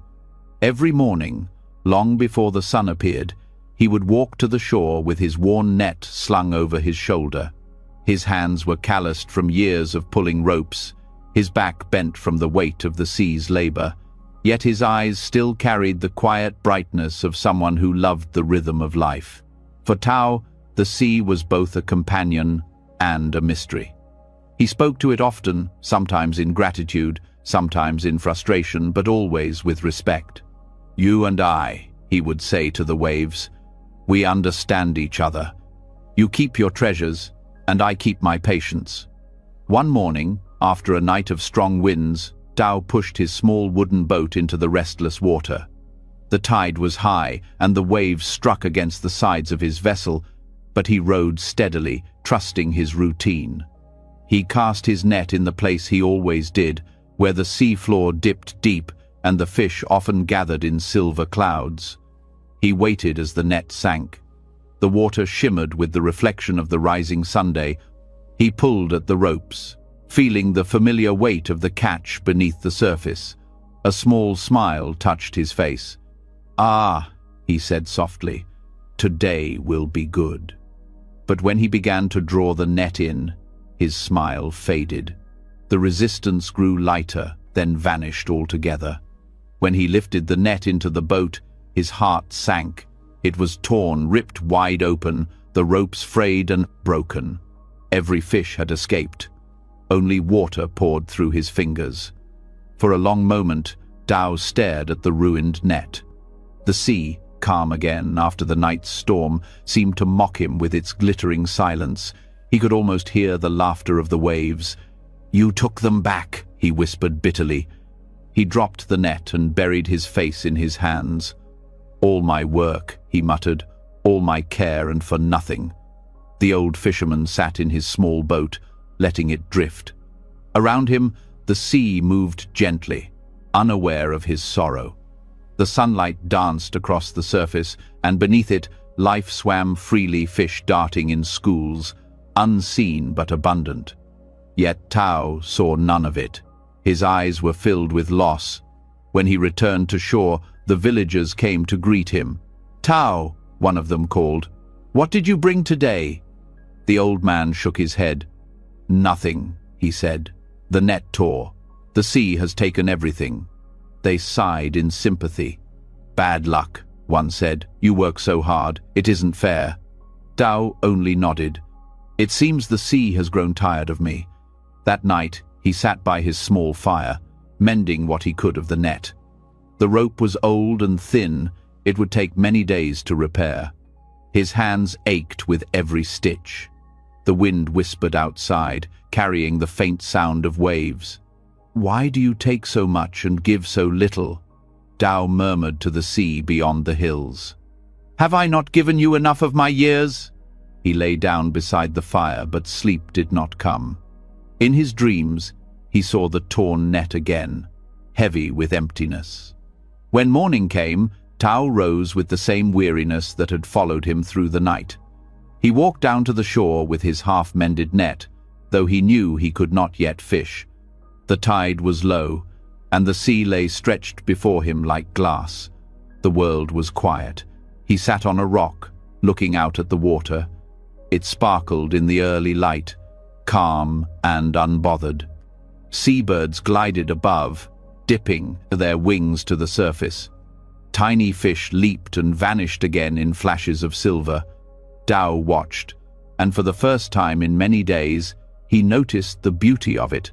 He leaned forward, eyes squinting against the Sunday beneath the surface. Life shimmered. There were fish everywhere, so many that the sea itself seemed alive with motion. They swam close to shore, their scales glinting like coins scattered across the water. Tao blinked in wonder. "So many," he whispered. "More than I've ever seen." He laughed softly at the sight, the sound breaking the still air. "And I thought you took them from me," he said to the sea. "But look, you were only showing me what I could never see while I was too busy holding on." The water lapped at the rock where he sat. A wave reached up to touch his feet, cool and clear. Tao felt something loosen in his chest. "The fish were never mine," he said aloud. "They only passed through my hands for a while." He sat there until the tide began to rise again, covering the rocks and his feet. When he finally stood, his heart was lighter. He carried his net back home, not with sorrow, but with quiet acceptance. That evening, The sky turned red over the horizon, and Tao cooked a small meal of rice and vegetables. The sea's sound filled the air outside his hut. For the first time in years, he did not feel the need to compete with its rhythm. He understood now that the ocean's wealth was never something to possess, it was something to witness. The next morning, he took his repaired net and rowed back out to sea. He cast it once more into the water, not with expectation, but with gratitude. Whether it returned full or empty no longer mattered. When he pulled it back, the net came up heavy with fish, their scales flashing like mirrors in the sunlight. Tao smiled. "You always give back what you take," he said softly to the sea. "Only when the heart stops grasping can the hands truly receive." He released most of the fish back into the water, keeping only what he needed for the day. The rest vanished into the depths, and he watched them go with joy instead of regret. From that day on, Tao fished differently. He no longer chased after large catches or counted his fortune by what filled his boat. He came to see each cast of the net as a conversation with the universe, an act of giving and receiving that needed no measure of success or failure. Sometimes he returned home with an abundance of fish, and sometimes with none, but always he returned with peace. The villagers began to notice a change in him. "Tao," one said, "you seem happier these days. You laugh even when your nets are empty." The old man smiled. "Because they are never truly empty," he said. "The sea is full whether or not I can see it." The villagers laughed. "You speak in riddles again, old man." Tao chuckled. "Perhaps," he said, "but maybe one day you'll understand." As the seasons turned, Tao became known not only as a fisherman, but as a teacher of sorts. Travelers came to his village to ask about his calm, his contentment. They would find him sitting by the shore, mending his net or watching the sunset. When they asked for his secret, he would point to the water and say, "Look." They would gaze out at the waves, puzzled. "What should we look at?" they would ask. "The shimmer," he'd reply. "You see, the water is always alive, even when it seems still. That is how life is full, even in the moments we call empty." Once, a young merchant came to him, distraught after losing his fortune in a storm. "I have lost everything," he said bitterly. "All my ships, all my goods gone. How can I begin again?" Tao looked at him with quiet eyes. "When I lost my fish," he said, "I thought I had lost my life. But I had only lost my idea of ownership. The sea does not take, it only returns things to where they belong. When you stop calling what passes through your hands mine, you stop losing altogether." The merchant frowned. "That is easy to say when you have nothing left to lose." Tao smiled. "It is easiest to see when you have nothing left to lose." The merchant was silent, staring out at the horizon. The old fisherman stood and cast his net into the water. When he drew it back, it was empty. He smiled as he held it up. "See this?" he said. "Empty, yet full. It caught nothing, yet it has already given me everything I need." The merchant watched, confused. "What do you mean?"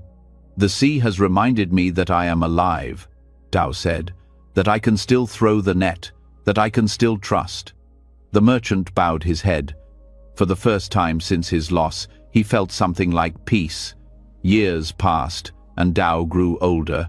His hands trembled when he mended his nets, and his steps slowed when he walked to the shore. Yet each morning, he still made his way to the sea. The villagers often offered to fish for him, but he always refused. "The sea and I," he would say, "still have things to say to each other." One dawn, as the sky was turning from grey to pink, Tao pushed his small boat into the calm water. He cast his net once more and waited, feeling the quiet rhythm of the waves beneath him. The water sparkled all around, and he thought of the first time his net had torn, the sorrow that had once filled his heart. He smiled. "You tore my net," he whispered to the sea, "but it was to mend my sight."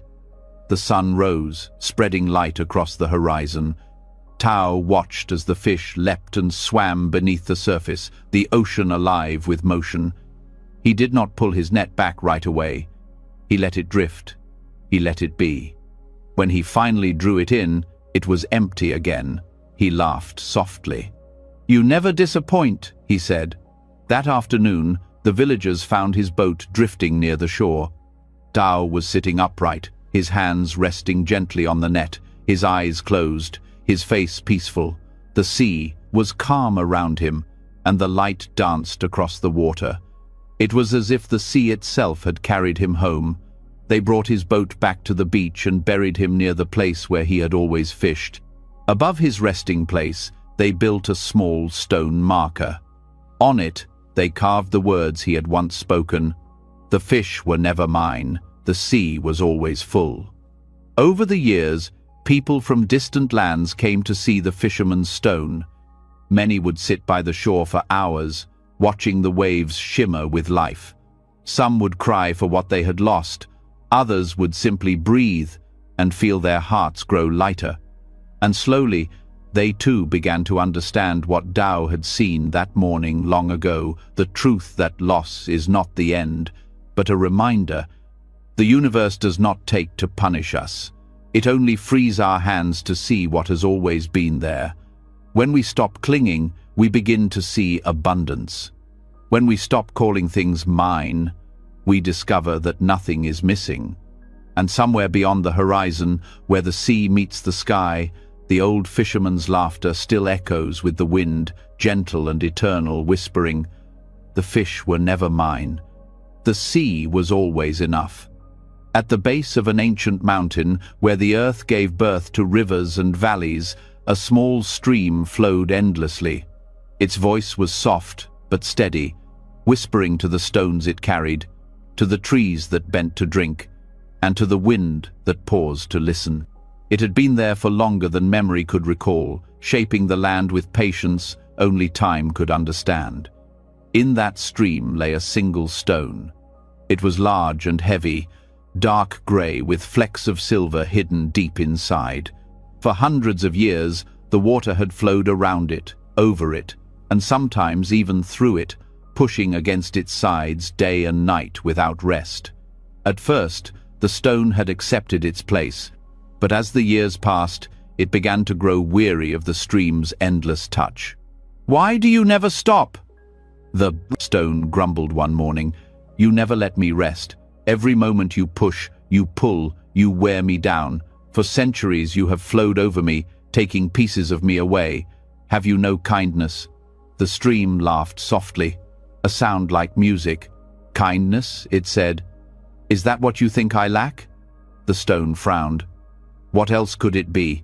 You move constantly, always pressing against me. I have no peace. Once I was proud and strong. Now I am small, round, and smooth. You are stealing me away, piece by piece." The stream flowed more gently for a moment, its water curling around the stone like a caress. "You do not see what I see," it said. "You think I take from you, but I only give. I polish you because I love you." The stone was silent. It did not understand.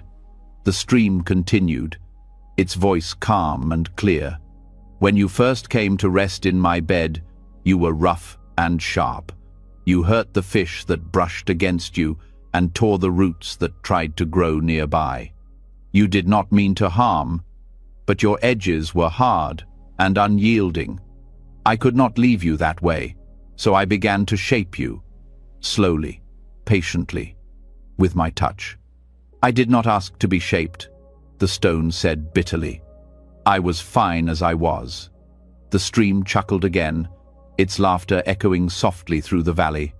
"Were you? Tell me, do you think the mountain above complains when the rain falls upon it? Do you think the sky protests when the sun sets? Everything changes, my friend. You are not being diminished, you are being refined." The stone said nothing more. It did not want to admit that the stream's words stirred something within it. For many days, it remained quiet. The water flowed on, as it always did, carrying leaves and light across the surface. The stone watched the world move around it, the clouds drifting above, the seasons coming and going, the birds that built nests in the trees by the shore. Time was patient, and so was the stream. Years passed. The stone grew, smoother. Its rough edges faded until it gleamed faintly when the sun touched it. It began to see how the water reflected the world, the sky, the trees, even its own surface. It began to wonder if the stream had been right all along. One morning the stream asked softly, "Do you still think I am cruel?" The stone hesitated. "I do not know," it said. "You have worn away much of me. I am not who I once was." The stream smiled in its silent way. "No one ever is." The stone thought about this for a long time. It thought about how it had changed, not just in shape, but in what it saw. When it had been rough, it could not reflect the sky. Now, in the calm of dawn, it could see the blue of heaven shimmering on its surface. The stream's touch, once an irritation, had become something else, gentle, rhythmic, soothing. Still, there was a trace of sadness in the stone. "You say you polish me because you love me," it said quietly, "but love should not hurt." The stream's voice softened. "Sometimes love must flow where comfort cannot. If I stopped touching you, if I left you alone, moss would cover your face, and you would sink into darkness. You would forget the sunlight, forget what it feels like to shine. I touch you not to harm you, but to keep you alive in the light." The stone trembled slightly beneath the current. The stream's words were truth, though they carried a weight that was hard to hold. Over time, the stone began to listen more closely, not just to the stream, but to everything. It heard the sigh of the wind through the reeds, the laughter of the frogs at night, the whisper of rain joining the flow. Each sound carried a lesson, quiet and eternal. One day, a young monk came to the stream. He was weary from his journey, burdened by disappointment. He knelt by the water's edge, cupped his hands, and drank deeply. Then he noticed the smooth stone gleaming beneath the surface. Its calm beauty caught his eye, and he reached down to touch it. "Strange," he said aloud, "how something so solid can be shaped by something so soft." The stream, always listening, chuckled. "The soft can shape the hard because it does not give up." The monk blinked, certain he had imagined the voice. "Who speaks?" he asked. The water rippled. "You hear me because you need to," the stream said. "You carry your burdens as heavily as this stone once did. You think life pushes against you unfairly. But what if every challenge is only polishing your soul?" The monk frowned. "It feels cruel," he said softly. "I have lost so much. My teacher died, my temple burned, and I am left with nothing. How can that be polishing?" The stream sighed. "Loss reveals what is lasting. You believe you have nothing, but you are still here, still breathing, still capable of kindness. Pain is not punishment, it is refinement." The monk gazed into the water, watching the ripples spread outward. "I do not know if I can believe that yet." "That is all right," the stream replied gently. "Belief comes later. For now, just keep flowing." The monk smiled faintly, wiped his tears, and bowed to the stream. "Thank you," he whispered. He left a small offering, a white flower, and continued on his way. The stone, who had listened silently, felt something stir within it. "You speak such comfort to him," it said to the stream. "And yet you never stop pressing against me. You seem so gentle with others." The stream laughed softly. "I give to each what they need. He needed words. You needed touch." The stone smiled for the first time in centuries. "Then I suppose I should be grateful for both." "Gratitude," the stream said, "is the beginning of peace." As the years turned into decades, the stone's bitterness faded completely. It began to love the sound of the water, the cool embrace of the current, the way the sunlight played on its smooth surface.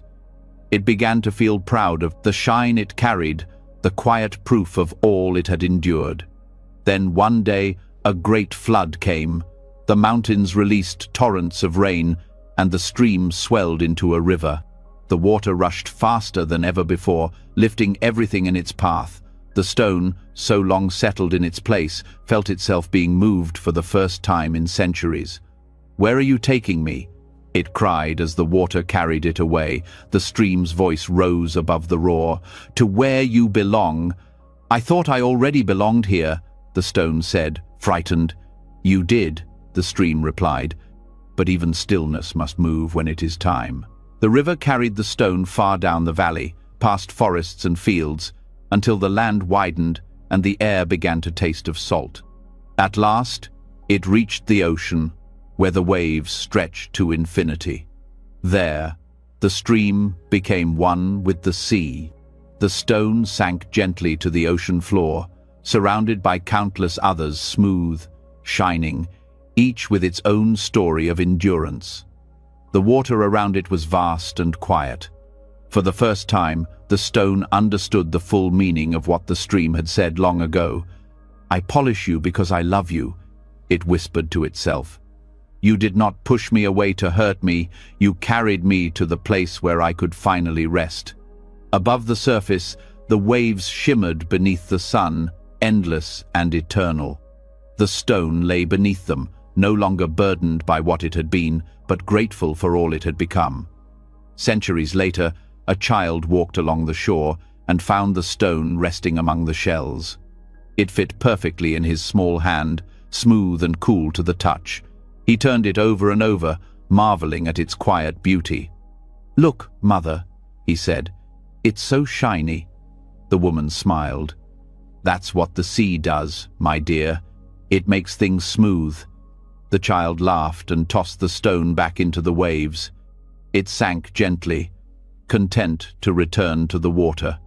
The sea cradled it as the stream once had, whispering through the tides, "Nothing is lost, my friend. Everything is shaped, softened, and returned." And so the stone rested, understanding at last that every push, every hardship, every storm had been an act of love from the universe, a patient hand polishing its surface until it could finally reflect the light. When the waves broke upon the shore, their song carried the same truth the stream had spoken long ago. Every hardship is the universe shaping our smoothness, for in the great rhythm of life, nothing is wasted.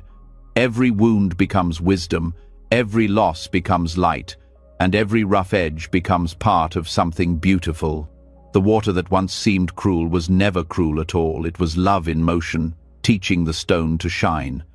In the mountains, far from the noise of cities and villages, there stood an ancient monastery carved into the cliffs. The monks who lived there were few, their lives quiet and devoted to meditation, study, and the tending of simple tasks. The mountain itself seemed to guard their peace, wrapping them in mist each morning and bathing them in golden light each evening. Among these monks was one named Rin. He was young, earnest, and full of questions. Every dawn he rose before the sun, swept the temple floors, and lit candles in the meditation hall. As the flames flickered to life, he would bow deeply, whispering prayers of gratitude for the light. Yet, though he performed this duty every day, he did not truly understand what light meant, not yet. Rin had joined the monastery as a child, left there by his parents after a famine had taken everything they owned. The monks had raised him kindly, teaching him discipline and compassion. Over the years, he grew strong and steady, but in his heart lingered a quiet restlessness. He often wondered about his purpose, why he was here, what it meant to live wisely, and what enlightenment truly was. One evening, after the sun had set and the monastery was bathed in darkness, the old master, Jorin, called for Rin. "Come," he said, his voice calm but firm. "I have a task for you." Rin bowed. "Yes, master." Jorin handed him a small candle. "Take this into the cave behind the temple," he said. "Stay there until dawn. Light the candle and guard its flame through the night. Watch it carefully. Do not let it go out." Rin took the candle reverently, unsure what lesson his master intended, but trusting his words. He walked through the courtyard, past the rows of sleeping monks, until he reached the mouth of the cave. The air inside was cool and heavy, filled with the scent of earth and silence. He lit the candle, and the small flame sprang to life, pushing back the darkness in a trembling circle of light. The cave's walls glistened faintly, damp with moisture. Shadows danced across the stone like living things. Rin sat cross-legged before the flame, his eyes fixed on its flicker. At first, he felt peaceful. The candle's light was soft and steady, and its warmth comforted him in the deep stillness of the cave. But as the night deepened, the wind began to sigh through the entrance, making the flame waver. Rin leaned closer, shielding it with his hands. He whispered, "Stay alive, little flame. I will protect you." Hours passed. The candle burned lower, wax pooled around its base. The flame dimmed, then brightened, struggling against the drafts that slipped through the cave. Rin grew tired, but he did not close his eyes. He watched every movement of the light, guarding it as if it were a living being. When he grew restless, he thought of his master's words, "Watch carefully, do not let it go out." And so he did. He watched as insects flew into the flame and vanished in a moment of brightness. He watched how the light painted every surface differently, how it could make even the roughest stone look gentle. He watched how it created both light and shadow at once, never one without the other. As the hours crept by, the flame grew smaller. Rin felt a strange sadness rise in him. He realized he had come to love the light, to feel responsible for it. He feared what would happen when it finally went out. But just before dawn, when the cave's darkness began to thin and the first hints of morning touched the world, something shifted. Through the cave's mouth, Rin saw a faint line of gold spreading across the horizon. The sun was rising. He looked at the candle, still flickering bravely, and then at the growing light outside. Slowly, the darkness began to lift. The cave, once dependent on his small flame, began to glow with a new kind of brightness, vast, limitless, and warm. Rin looked down at the candle in his hands. Its flame now seemed small, almost shy before the power of the Sunday. For a moment he hesitated, uncertain. Then, gently, he blew it out. Smoke rose in a thin line, curling upward until it vanished into the air. The cave, though silent, was no longer dark. The sun's light filled every corner effortlessly.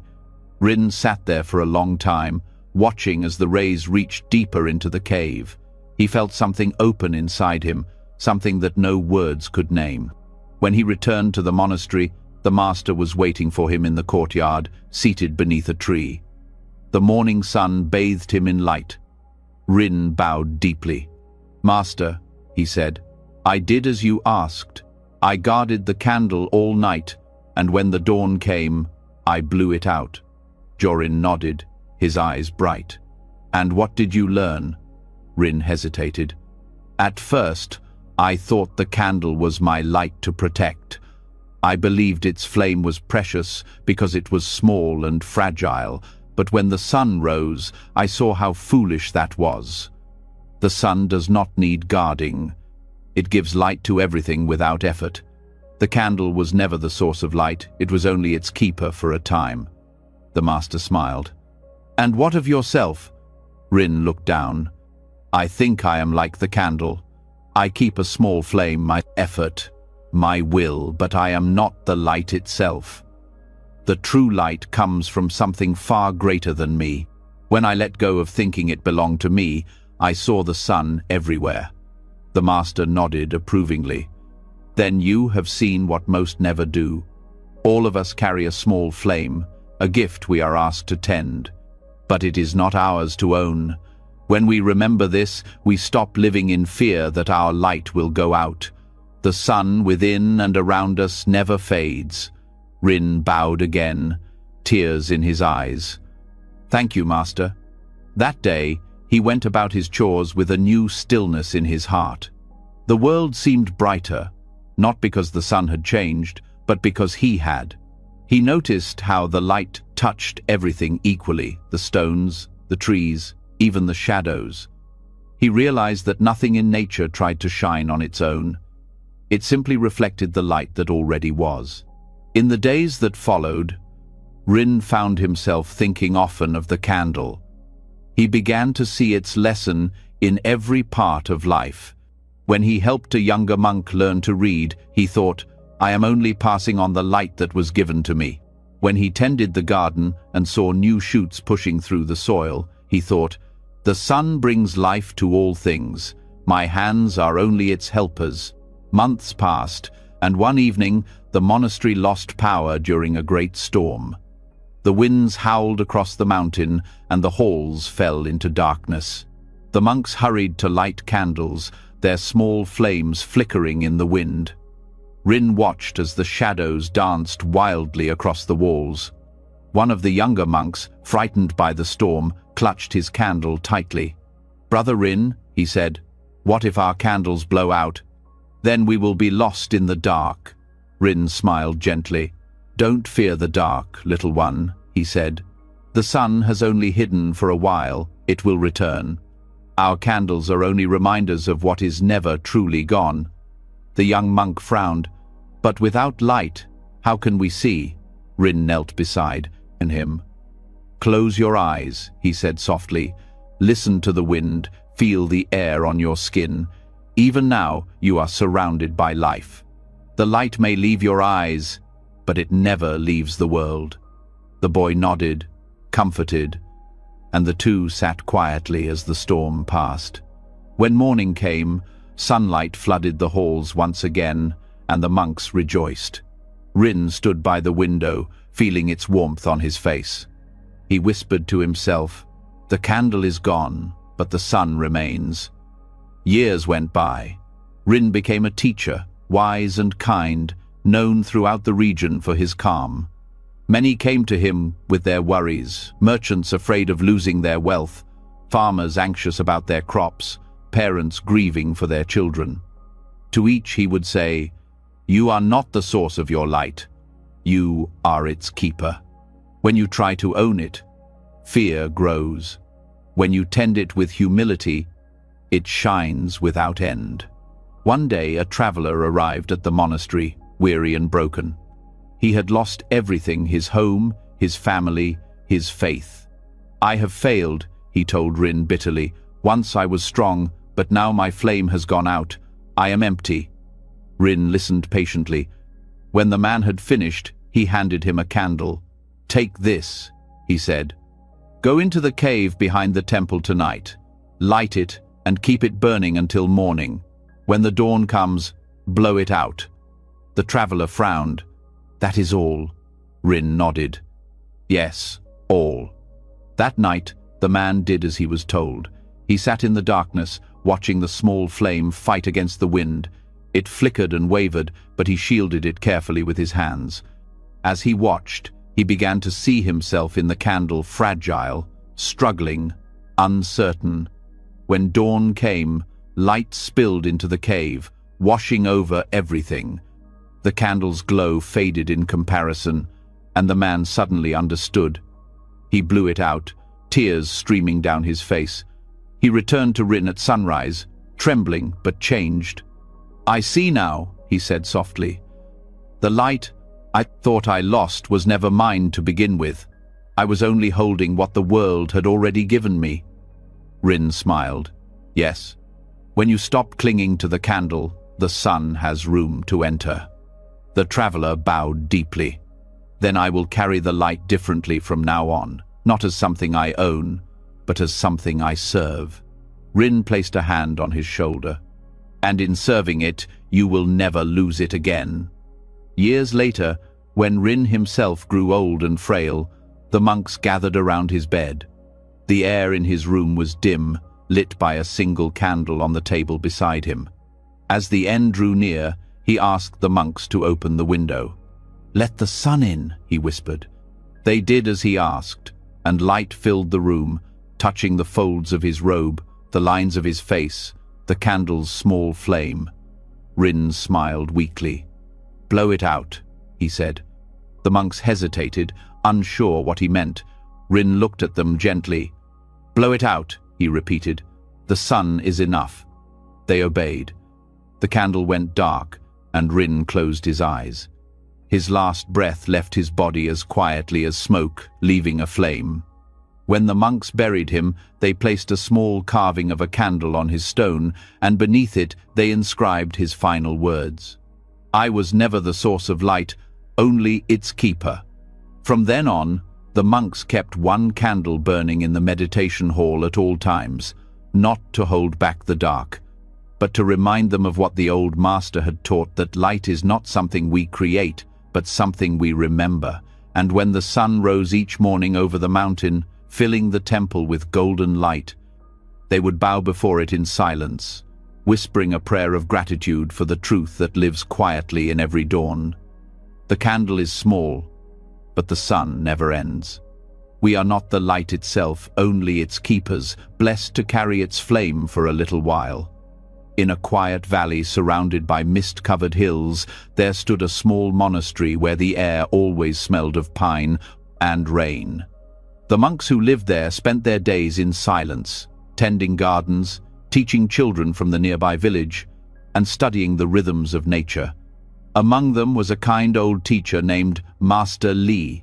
His presence was calm, his words gentle, and his eyes carried the patience of someone who had learned to trust time.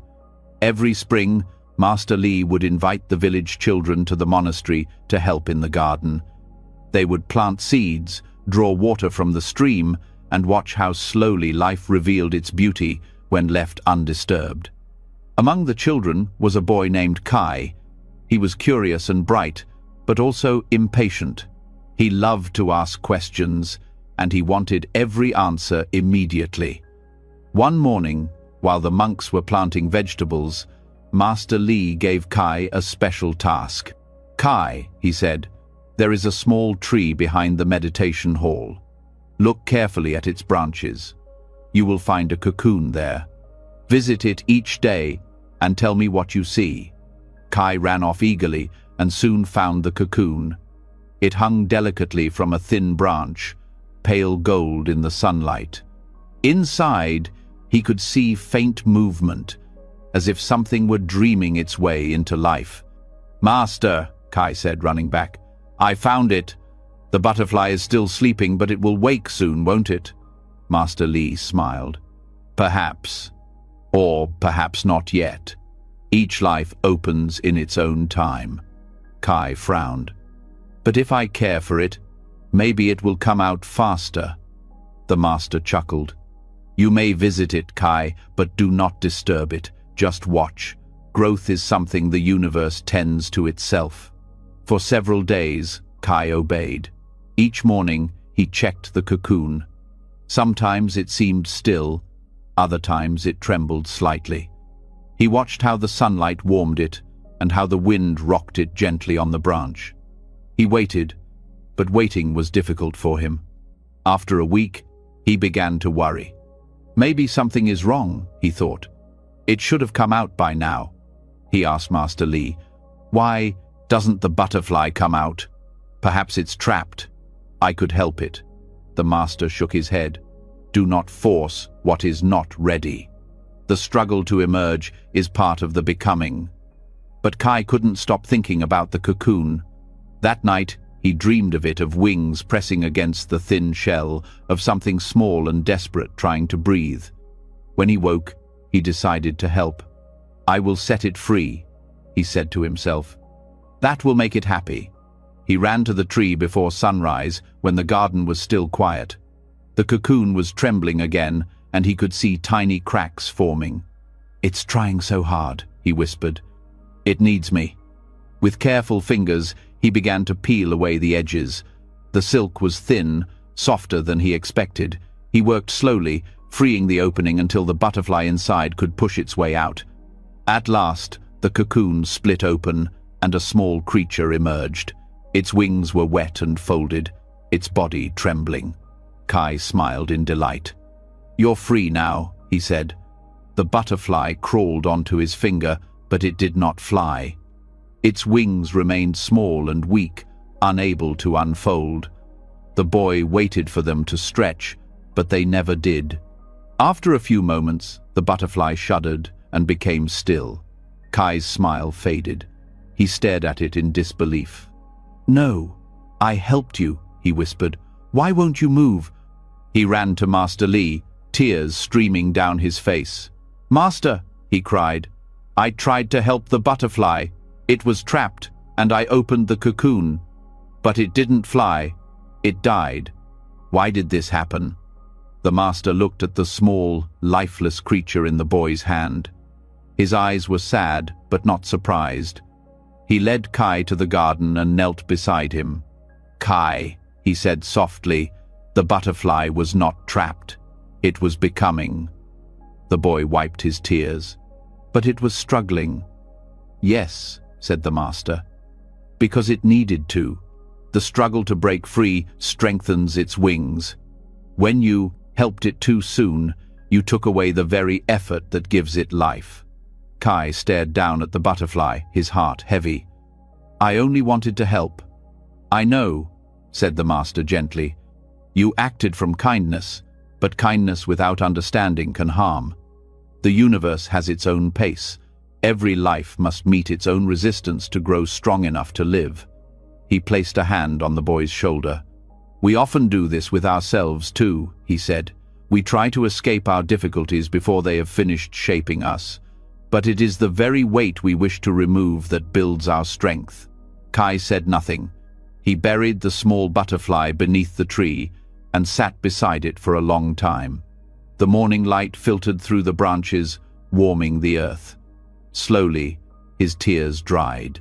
From that day, he visited the tree every morning, not to find another cocoon, but to sit quietly and watch. He began to notice how everything in the garden took its time. The flowers did not bloom all at once. The seeds pushed slowly through the soil, one leaf at a time.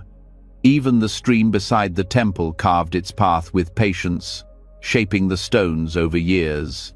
One afternoon, as he sat by the tree, Master Li joined him. "What do you see today, Kai?" he asked. Kai smiled faintly. "I see how everything grows without hurry. The flowers open when they are ready, and even the trees take their time to reach the sky." "I think I understand what you meant." The master nodded. "The same is true for you," he said. "Your thoughts, your wisdom, your peace, all of these will come in their season. You cannot rush the unfolding of your spirit." Kai looked up. "But sometimes it's hard to wait." The master smiled. "That is the lesson the universe teaches over and over. Waiting is not doing nothing. It is allowing what already works within you to find its own rhythm. The river never forces its flow. It trusts gravity to carry it forward." Kai looked thoughtful. "So the butterfly needed its struggle, just as I need mine." "Yes," said the master, "struggle is not the enemy. It is the sculptor." Years passed, and Kai grew into a young man. He stayed at the monastery, learning from Master Li and from the world around him. He became known for his calm patience and his steady heart. The villagers often came to him for advice. One day, a woman arrived with her young daughter. The girl was crying. In her hands, she held a small box. "She found a cocoon," the mother explained, "and tried to help the butterfly. Now it won't move." Kai looked at the girl with gentle eyes. He recognized the story immediately. "I see," he said softly. "I once did the same." The girl looked up through her tears. "You did?" He nodded. "Yes, I wanted to help because I could not bear to see something struggle. But I learned that the struggle was not cruelty, it was love in disguise." The girl frowned. "Love?" "Yes," said Kai. "The universe gives each creature what it needs to become whole. The butterfly's struggle builds the strength in its wings. The child's struggle builds the strength in her heart. and the soul's struggle teaches trust. He led her outside to the garden. The air was filled with the hum of bees and the scent of blossoms. "Do you see that tree?" he asked. The girl nodded. "When it was young, I buried a butterfly beneath it," he said. "I learned that day that we cannot make life move faster than it is meant to. We can only walk beside it and trust that it knows the way." The girl looked up at the branches above, where sunlight filtered through the leaves. Her tears stopped. "So, it's okay to wait?" she asked. Kai smiled. "It's not only okay, it's necessary." The mother bowed to him in gratitude, and together they left the garden. Kai stood for a while, listening to the wind move through the branches. The sound was soft, like the whisper of wings. That evening, as the sun set over the mountains, Master Li found him sitting by the tree again. "You have become patient, Kai," he said. "Do you see how your own growth mirrored the butterflies?" Kai nodded. "Yes, Master. I see that everything I once thought was holding me back was actually carrying me forward." The Master smiled. "That is surrender," he said. "Not giving up, but giving in to the natural rhythm of life. When you stop fighting the pace of the universe, you discover that it was never working against you." The years continued to flow like the river beside the monastery. The garden flourished, the trees grew taller, and Master Li grew older. When his final days came, he called Kai to his side. "You have learned well," he said. "Now remember this: do not force wisdom to come. Let it ripen like fruit on the tree. When it is ready, it will fall into your hands." After the master's passing, Kai became the new teacher of the monastery. His presence carried the same peace that once surrounded his teacher. Every spring, he invited the village children to visit, just as Master Li had done long ago. One morning, he found a boy standing beneath the same tree, staring intently at a cocoon. The boy looked anxious. "It's been so long," he said. "I think it needs help." Kai smiled gently. "Once, I thought the same. But tell me, would you pull open a flower before it blooms? Would you demand the sun to rise before dawn?" The boy shook his head. "Then do not open the cocoon," Kai said. "The butterfly is teaching you patience. When it is ready, it will emerge, and its wings will be strong enough to carry it wherever it must go. If you open it too soon, it will never fly." The boy hesitated, then nodded. "I'll wait." Kai placed a hand on his shoulder. "Good. And while you wait, breathe. Let the waiting teach you what rushing never will." Days later, the cocoon finally broke open. The butterfly emerged, trembling but alive. Its wings unfolded slowly, drying in the sun until they glowed like gold. When it lifted into the air, the boy laughed aloud, his heart full of wonder. He ran to Kai, breathless. "It flew. It really flew," Kai smiled. "Yes, because you let it find its own strength. You trusted life to know its timing." The boy looked thoughtful. "So, the best way to help sometimes is to wait?" "Yes," said Kai softly. "Waiting is not inaction, it is faith in motion."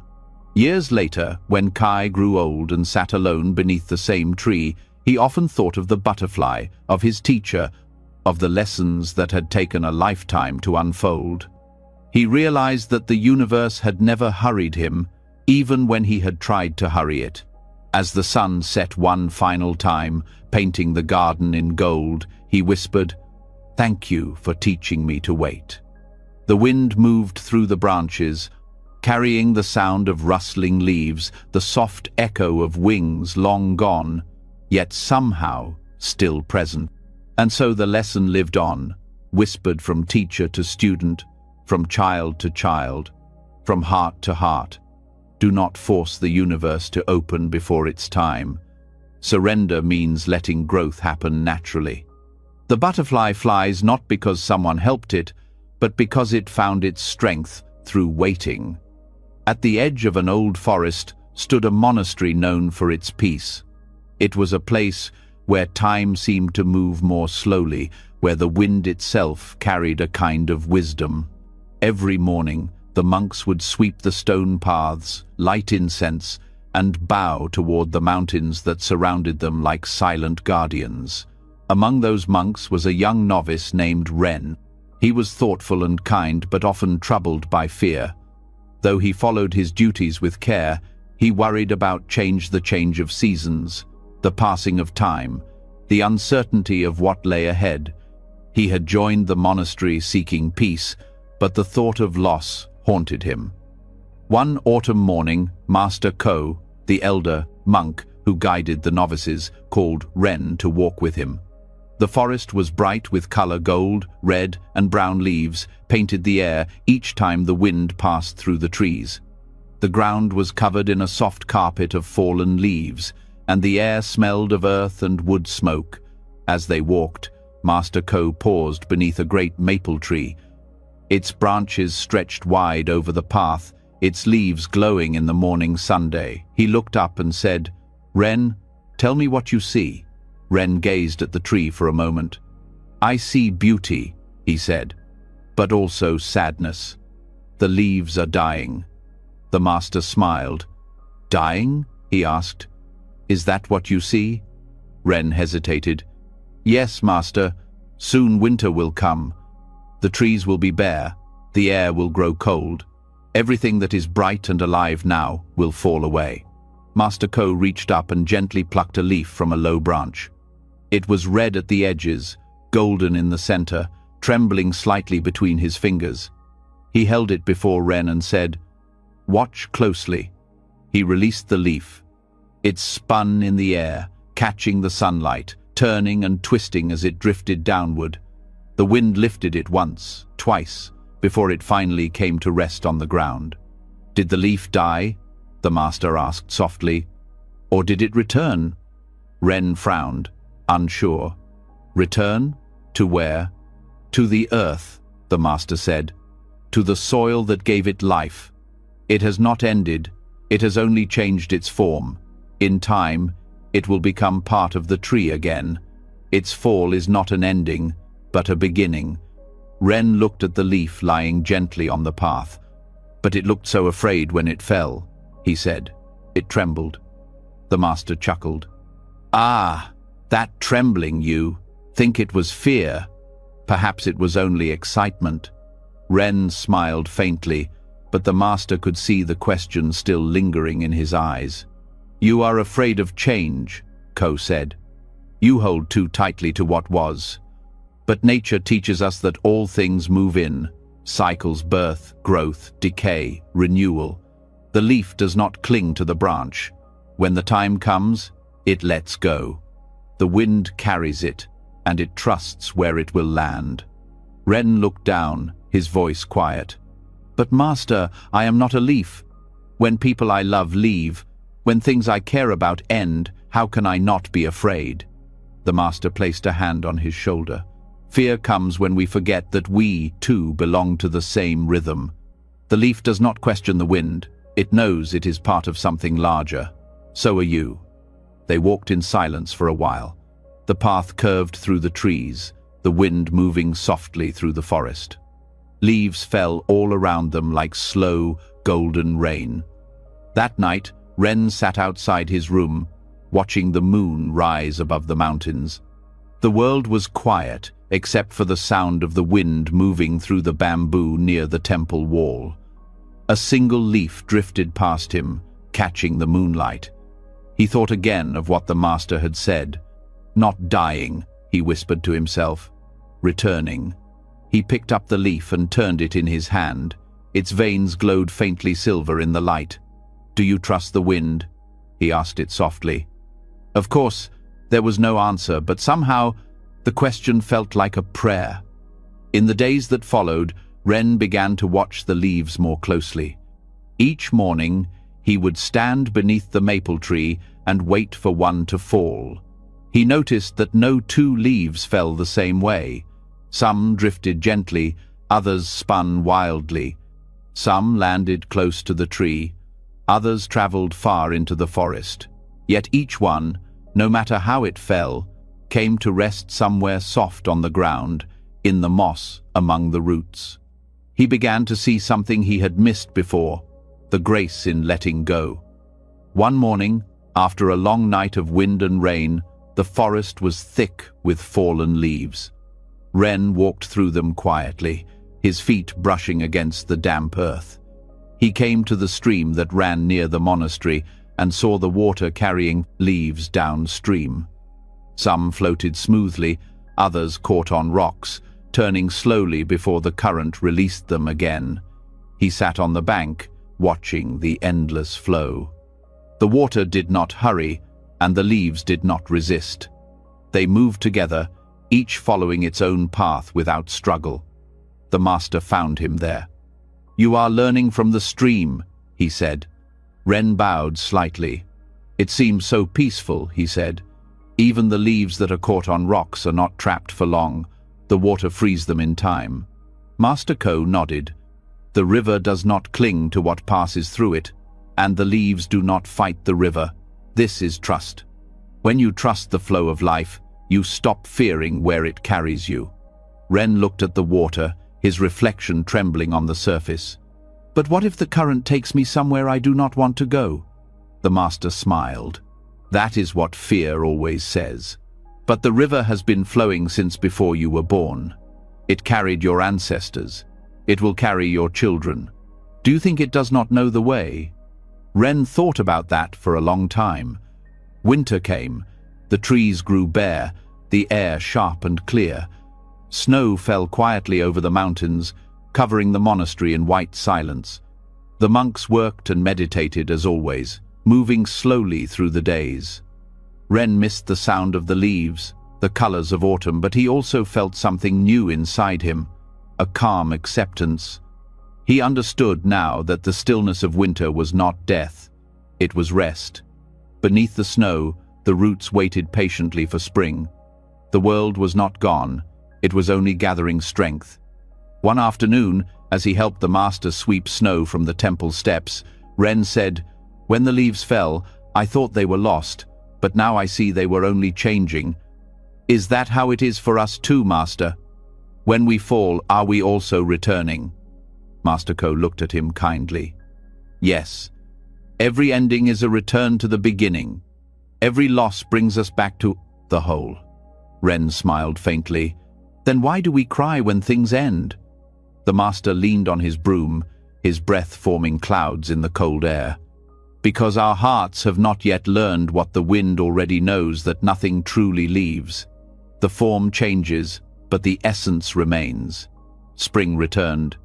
The snow melted, the river swelled, and tiny green shoots appeared on the branches that had seemed dead all winter. The forest was alive again, full of sound and scent. Ren stood beneath the maple tree that had shed its leaves months ago.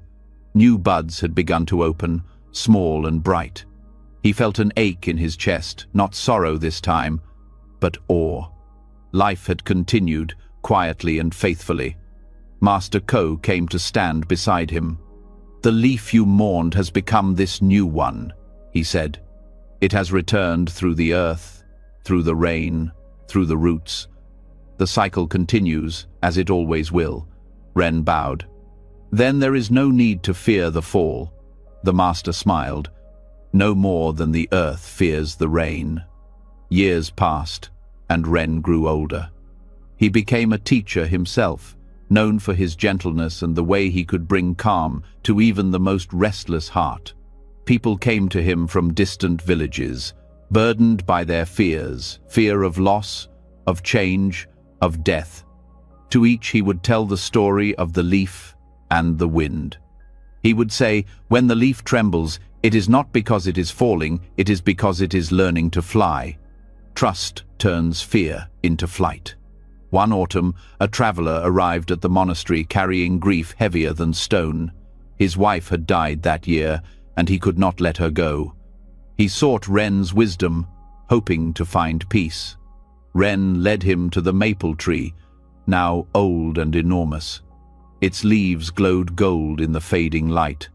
They stood in silence until one leaf loosened from its branch and began its slow descent. "Look," Ren said, What do you see? The traveler watched. I see a leaf falling. Ren smiled gently. Watch. Again. The wind rose, catching the leaf and spinning it upward for a moment before letting it settle softly on the ground. The traveler's eyes filled with tears. I see the wind carrying it home. Ren nodded. Yes, it is not falling, it is returning. The traveler bowed his head. Then my wife, she is not lost either? Ren placed a hand on his shoulder. No one is lost. The ones we love return in new forms, in the wind, in the rain, in the hearts they touched. When you breathe, she breathes with you. When you let go of your sorrow, you feel her more clearly, not less. The traveler wept quietly, and the wind moved through the trees, carrying away his pain like fallen leaves down a stream. That night, Ren sat by his window, watching the moon rise above the forest. A single leaf drifted past, caught in the silver light. He whispered to it, "Thank you for teaching me." When his final days came, Ren sat beneath the same maple tree, now older than he had ever been. His hair had turned white, and his hands trembled, but his eyes still held the calm of the forest. A young monk knelt beside him and said, "Master, the wind is strong today. The leaves are falling." Ren smiled. "Let them. The wind only brings them home." The monk bowed his head. "Are you afraid?" Ren shook his head slowly. "How can I be afraid of returning?" The wind lifted around them, and the leaves danced through the air. As Ren took his final breath, one leaf broke free above him, spinning in the sunlight, carried effortlessly by the breeze. When the monks buried him, they placed his grave beneath the maple tree. Each autumn, the leaves fell over it like blessings, and the wind whispered softly through the branches. Those who visited the monastery would often stop to watch the leaves fall. They said they could hear Ren's voice in the wind, saying what he had once told all who came to him. "You are not falling, you are returning." Trust turns fear into flight. On a high mountain where the air was thin and cool, a monastery sat among the clouds. The wind there moved softly, carrying the sound of temple bells through the valley below. The monks who lived on that mountain had learned to live as the clouds did, quietly, without hurry, without grasping at what passed. Yet not all of them understood what that truly meant. Among the younger monks was one named Tao. He was sincere and hard-working, but his heart was restless. He longed to know his purpose, to understand where his life was going and what path he was meant to follow. Every morning, as the other monks prayed in silence, Tao's mind wandered toward questions. "What am I supposed to become?" he would think. "What if I waste my life not knowing where to go?" The monastery's master, an old monk named Ryokan, noticed this restlessness. He often saw Tao standing alone after meditation, gazing out at the horizon as if searching for an answer written in the distance. One morning, the master approached him. "Tao," he said softly, "you seem to be searching for something the eyes cannot see. What is it you are looking for?" Tao bowed deeply. "Master, I am trying to find my direction. I study, I meditate, I work, but I do not feel peace. I wonder what path I am meant to take. Everyone speaks of finding their way in life, but I do not know mine." The master nodded, his expression calm. "Come," he said, "walk with me." They left the temple grounds and followed a narrow path that wound up the mountain. The air grew colder as they climbed, and the clouds drifted low, wrapping around them like soft veils. At the summit, they stopped. The valley stretched below them, and the sky above was filled with drifting clouds, white and endless.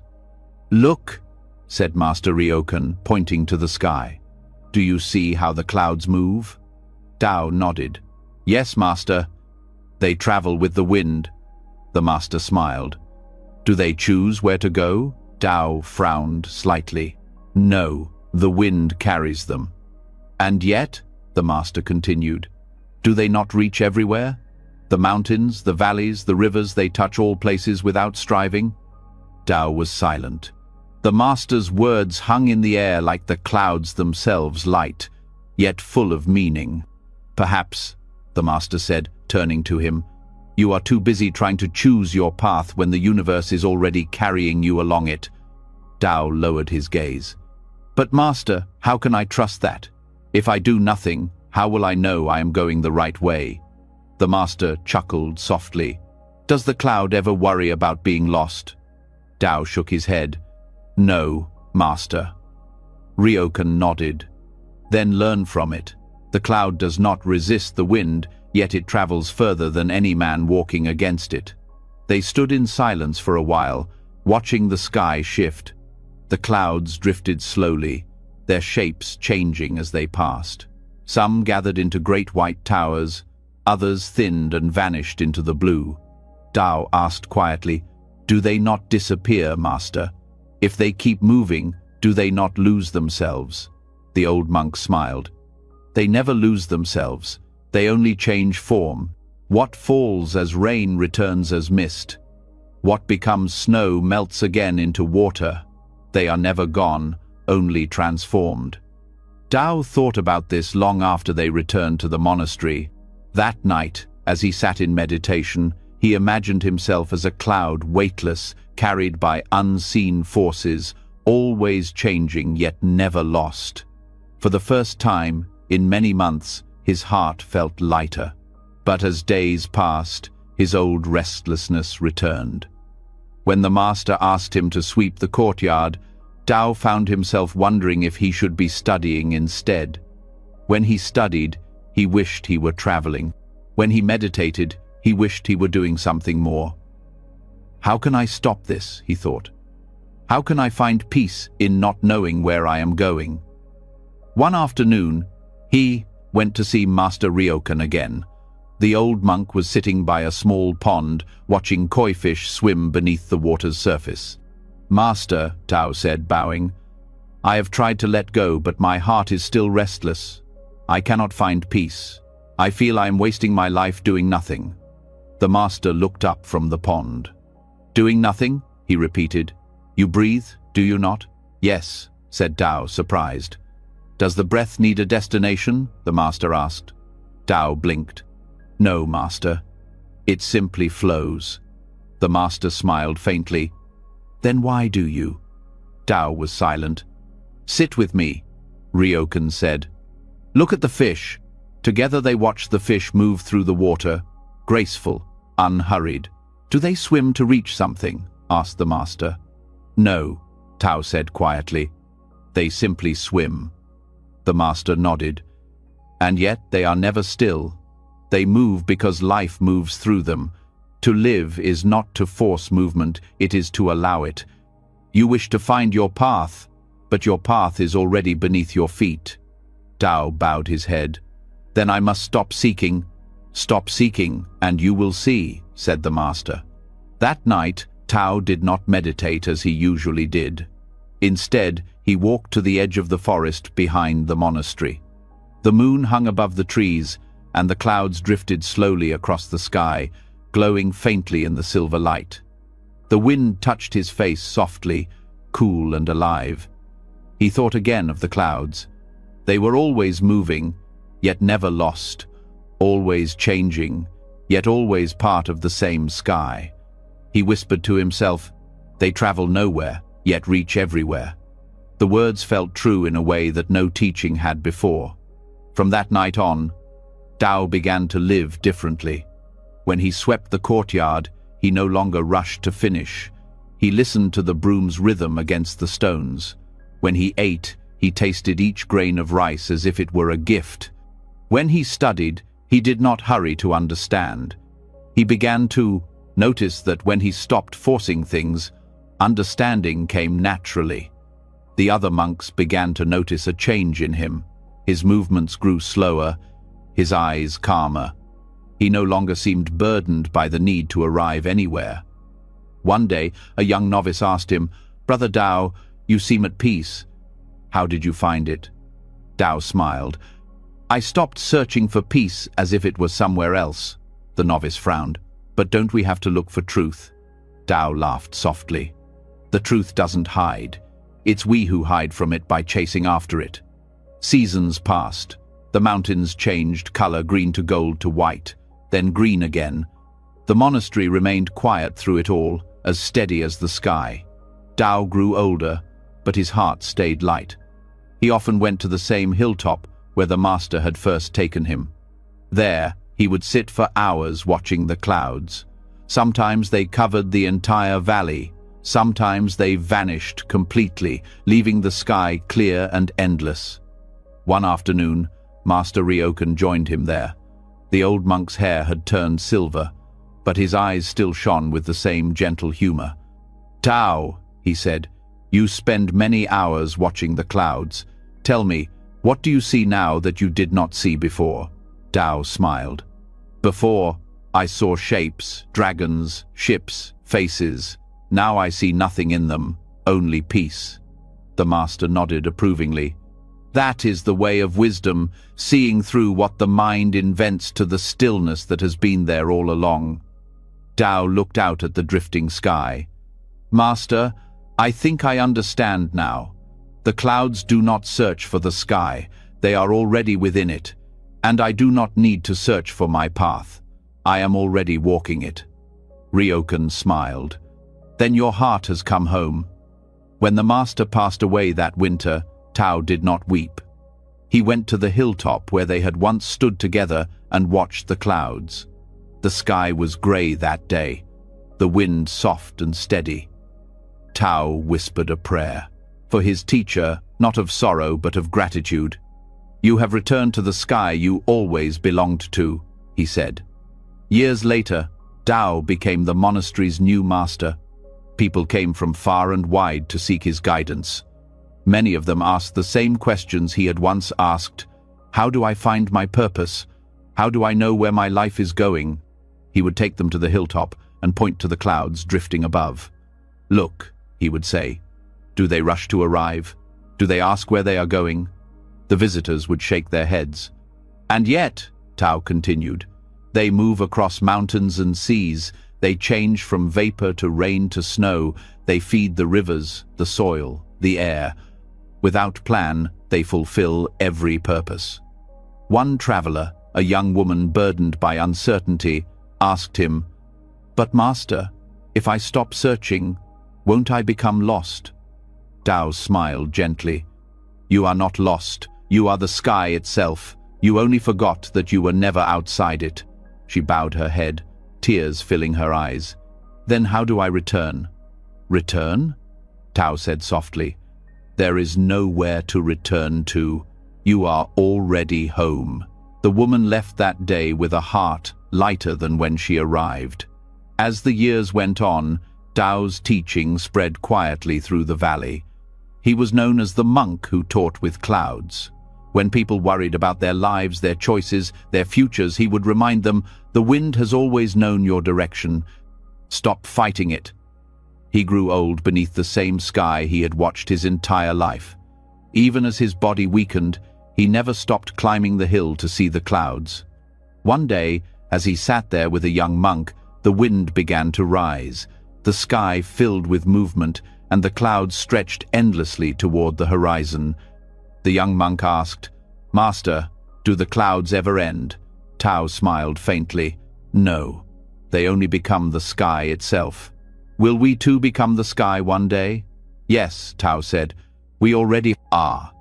We only forget because we keep looking down." The wind carried his words away, but the young monk never forgot them. When Tao passed away that spring, the monks held a simple ceremony. They placed his ashes on the hilltop, where he had always watched the clouds.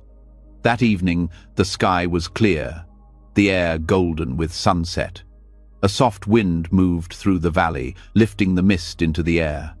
One of the monks looked up and said quietly, "He is traveling nowhere, yet he has reached everywhere." The others bowed their heads in silence. The wind moved among them like a gentle blessing. From that day forward, whenever the monks felt lost or uncertain, they would climb the hill and watch the sky. And there, in the drifting of the clouds, they would remember what their old teacher had said, "You are not lost. you are part of the sky. When you stop seeking direction, your heart will arrive home. In a quiet temple at the edge of a mountain village, there lived an old monk named Haru.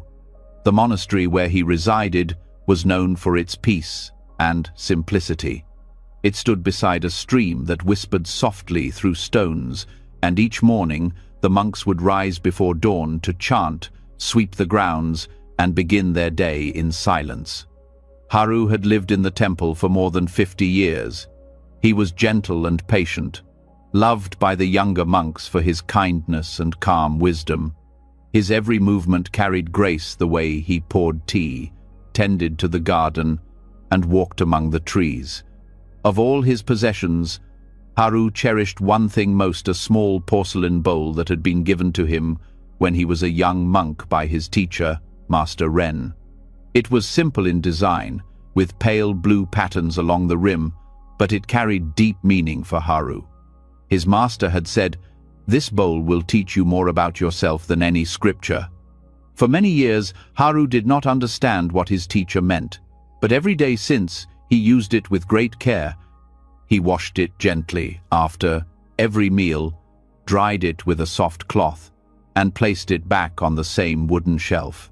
To him, it was a reminder of his teacher's presence, of lessons once given and lessons still unfolding. One evening, as the sun sank behind the mountains, Haru sat quietly in his room. The air was cool, and the faint sound of crickets filled the space. He poured tea into his favorite bowl and watched the steam rise, curling in delicate shapes. As he lifted it to his lips, a sound startled him, a loud crack of thunder outside, though the sky was only half clouded. His hand trembled, and the bowl slipped from his fingers. It fell in slow motion, as if time itself hesitated to let it go. Then came the sound, sharp, final, clear, the bowl striking the stone floor and shattering into many pieces. For a long moment, Haru did not move. The broken pieces lay before him, the tea spreading in a small pool that reflected the dim light of his lantern. He felt a pang in his chest, not of anger, but of loss, something quiet, deep, and hollow. He knelt down, touching the fragments gently. His reflection appeared in the small puddles of tea scattered between the shards, his face multiplied, broken, and distorted. He sighed deeply. "So this is how the lesson ends," he whispered.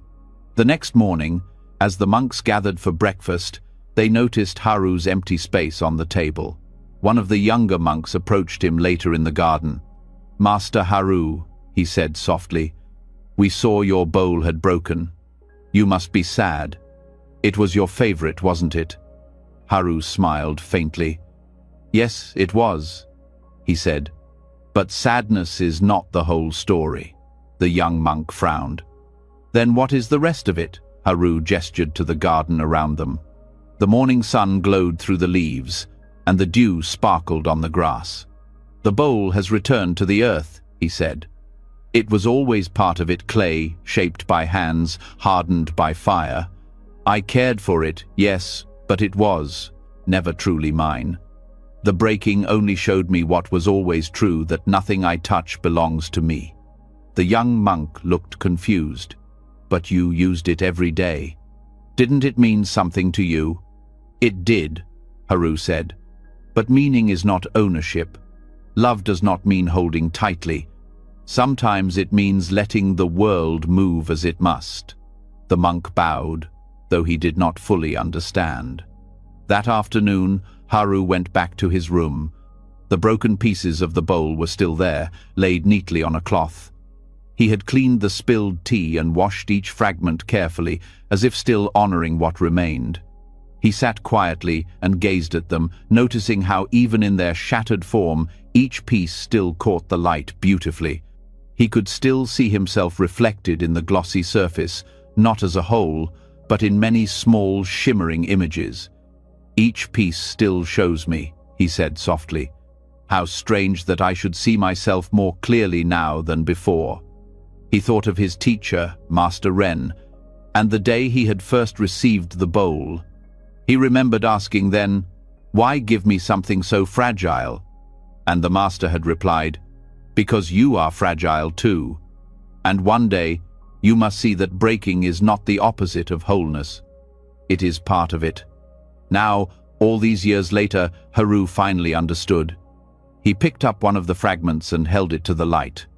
It was small enough to fit between his fingers, but within it, he could still see the patterns that once circled the entire bowl.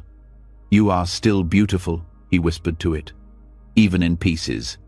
That evening, when the sun was low, Haru went to the workshop near the temple. The monastery kept old pottery tools and brushes for the monks to repair cracked teacups or mend small dishes. Haru mixed a bit of gold powder with sap lacquer, a method his teacher had once shown him. With slow, careful strokes, he began to fit the pieces of the bowl together again. It took him days. The cracks remained, of course, but Haru did not hide them.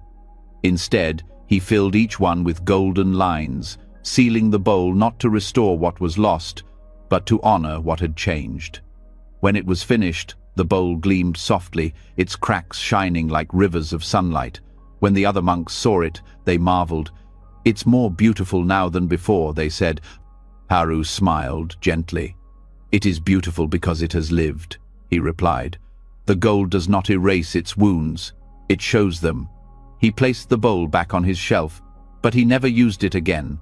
Instead, he let it sit by the window, where the morning light could touch it.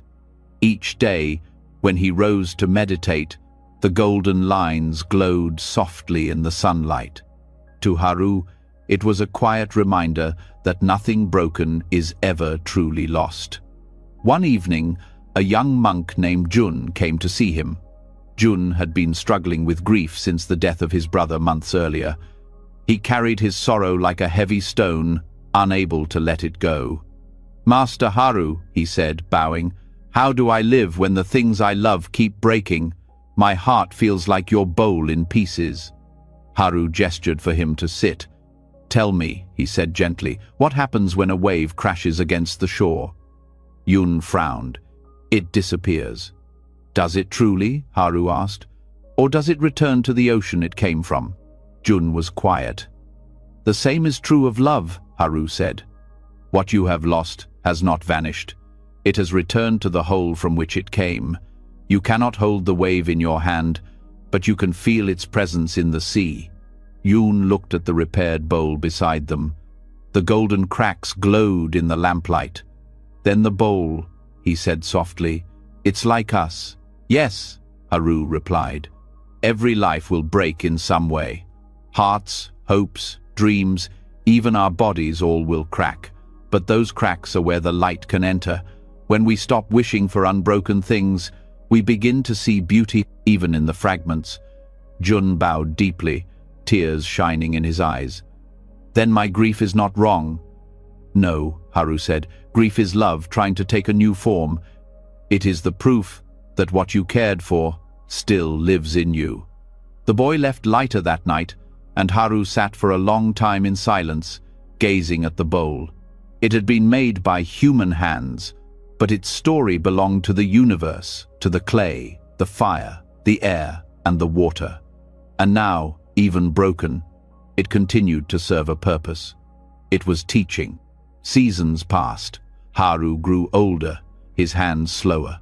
One winter morning, as snow fell softly outside the temple, he held the bowl again and smiled. "You and I have grown together," he whispered. "We have both learned to carry our cracks with grace." That night, the monks gathered in the hall for evening tea. Haru joined them, his movements slow but steady. As they sat together, one of the younger monks asked, "Master, what do you see when you look at your bowl now?"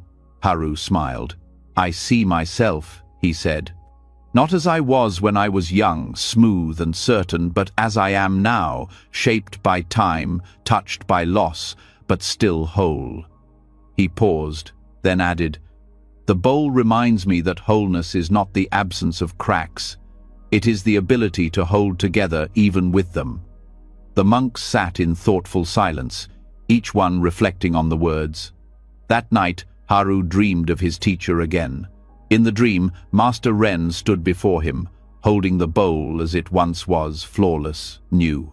He smiled and said, You have learned well, my student. You have seen that breaking does not destroy what is real. The true vessel was never the bowl, but your heart. Haru woke with tears on his cheeks and gratitude in his heart. He went to the window, where the first light of dawn was touching the horizon. The snow outside had stopped, and the world was silent except for the soft drip of melting ice. He picked up the bowl one last time and held it to the sunlight. The golden cracks gleamed like threads of fire. "Thank you," he whispered, "for showing me that even broken things can shine." When Haru passed away later that spring, the monks placed the bowl beside his body during the funeral ceremony. They buried him under the old cherry tree that blossomed every year beside the stream. In springtime, when the petals fell, they covered his grave like soft rain. Years later, new monks came to live at the monastery. They found the golden bowl displayed on a shelf in the meditation hall. None of them had known Haru personally, but they felt peace whenever they looked at it. The cracks, shining gently in the light, reminded them of something deep and wordless, that beauty does not depend on perfection, and that loss is only the universe changing shape. When travelers visited, they often asked the monks about the bowl's story. One of the elders would smile and say, "Once it was broken, now it teaches us that breaking does not end a thing's purpose, it only reveals it." In time, the bowl became part of the monastery's legend. Pilgrims would come from far away to see it, not because it was rare or expensive, but because it carried the quiet truth that all people shared, that we are all vessels of light, even when cracked. When the sun shone through the temple windows in the late afternoon, its rays would touch the bowl, and the golden lines would gleam softly, like sunlight on water. The monks would pause to look at it and remember Master Haru's words, "Each piece still shows me. Loss only divides what was always whole." And as they returned to their prayers, they carried that truth within them, that nothing in this world is ever truly lost. What breaks simply returns to its place in the greater whole, shining all the brighter for having been broken. As the candlelight fades and the final story settles in your heart, take a slow breath and feel the stillness that remains. These gentle Buddhist stories have whispered timeless truths, that surrender is not weakness but wisdom. The empty cup taught us that peace begins when we stop trying to control. The bamboo and the storm showed us that bending is not breaking. The monk and the river reminded us that trust is the art of waiting for the right moment. The lost horse revealed that life's good and bad are only the same story at different times. The monk's shadow showed us that the light never leaves what walks within it. The raindrop's journey reminded us that we are never separate from the whole. The master's silence taught us that the universe speaks loudest when we become still enough to listen. The fisherman's net showed that losing is sometimes the beginning of truly seeing. The stone and the stream taught that every hardship polishes us into clarity. The candle and the sun revealed that we are not the light's source, only its keeper. The butterfly's cocoon reminded us that true growth cannot be rushed. The falling leaf showed us that letting go is how we return home. The cloud's path taught us that when we stop seeking, we arrive. And the broken bowl reminded us that what breaks does not lose its beauty, it only reveals its light. Each of these stories is a quiet doorway into trust, trust in timing, in transformation, and in the mysterious wisdom of the universe. When you stop resisting life's flow, you begin to see that every ending carries a beginning, every loss carries a gift, and every breath brings you home to peace. If one of these stories touched you or helped you see your own life a little more clearly, share your thoughts in the comments below. I'd love to know which lesson stayed with you. And if you'd like more stories like these, gentle reminders to breathe, surrender, and trust, make sure to subscribe to the channel. The universe is still speaking. Stay open, stay soft, and let it carry you exactly where you're meant to be.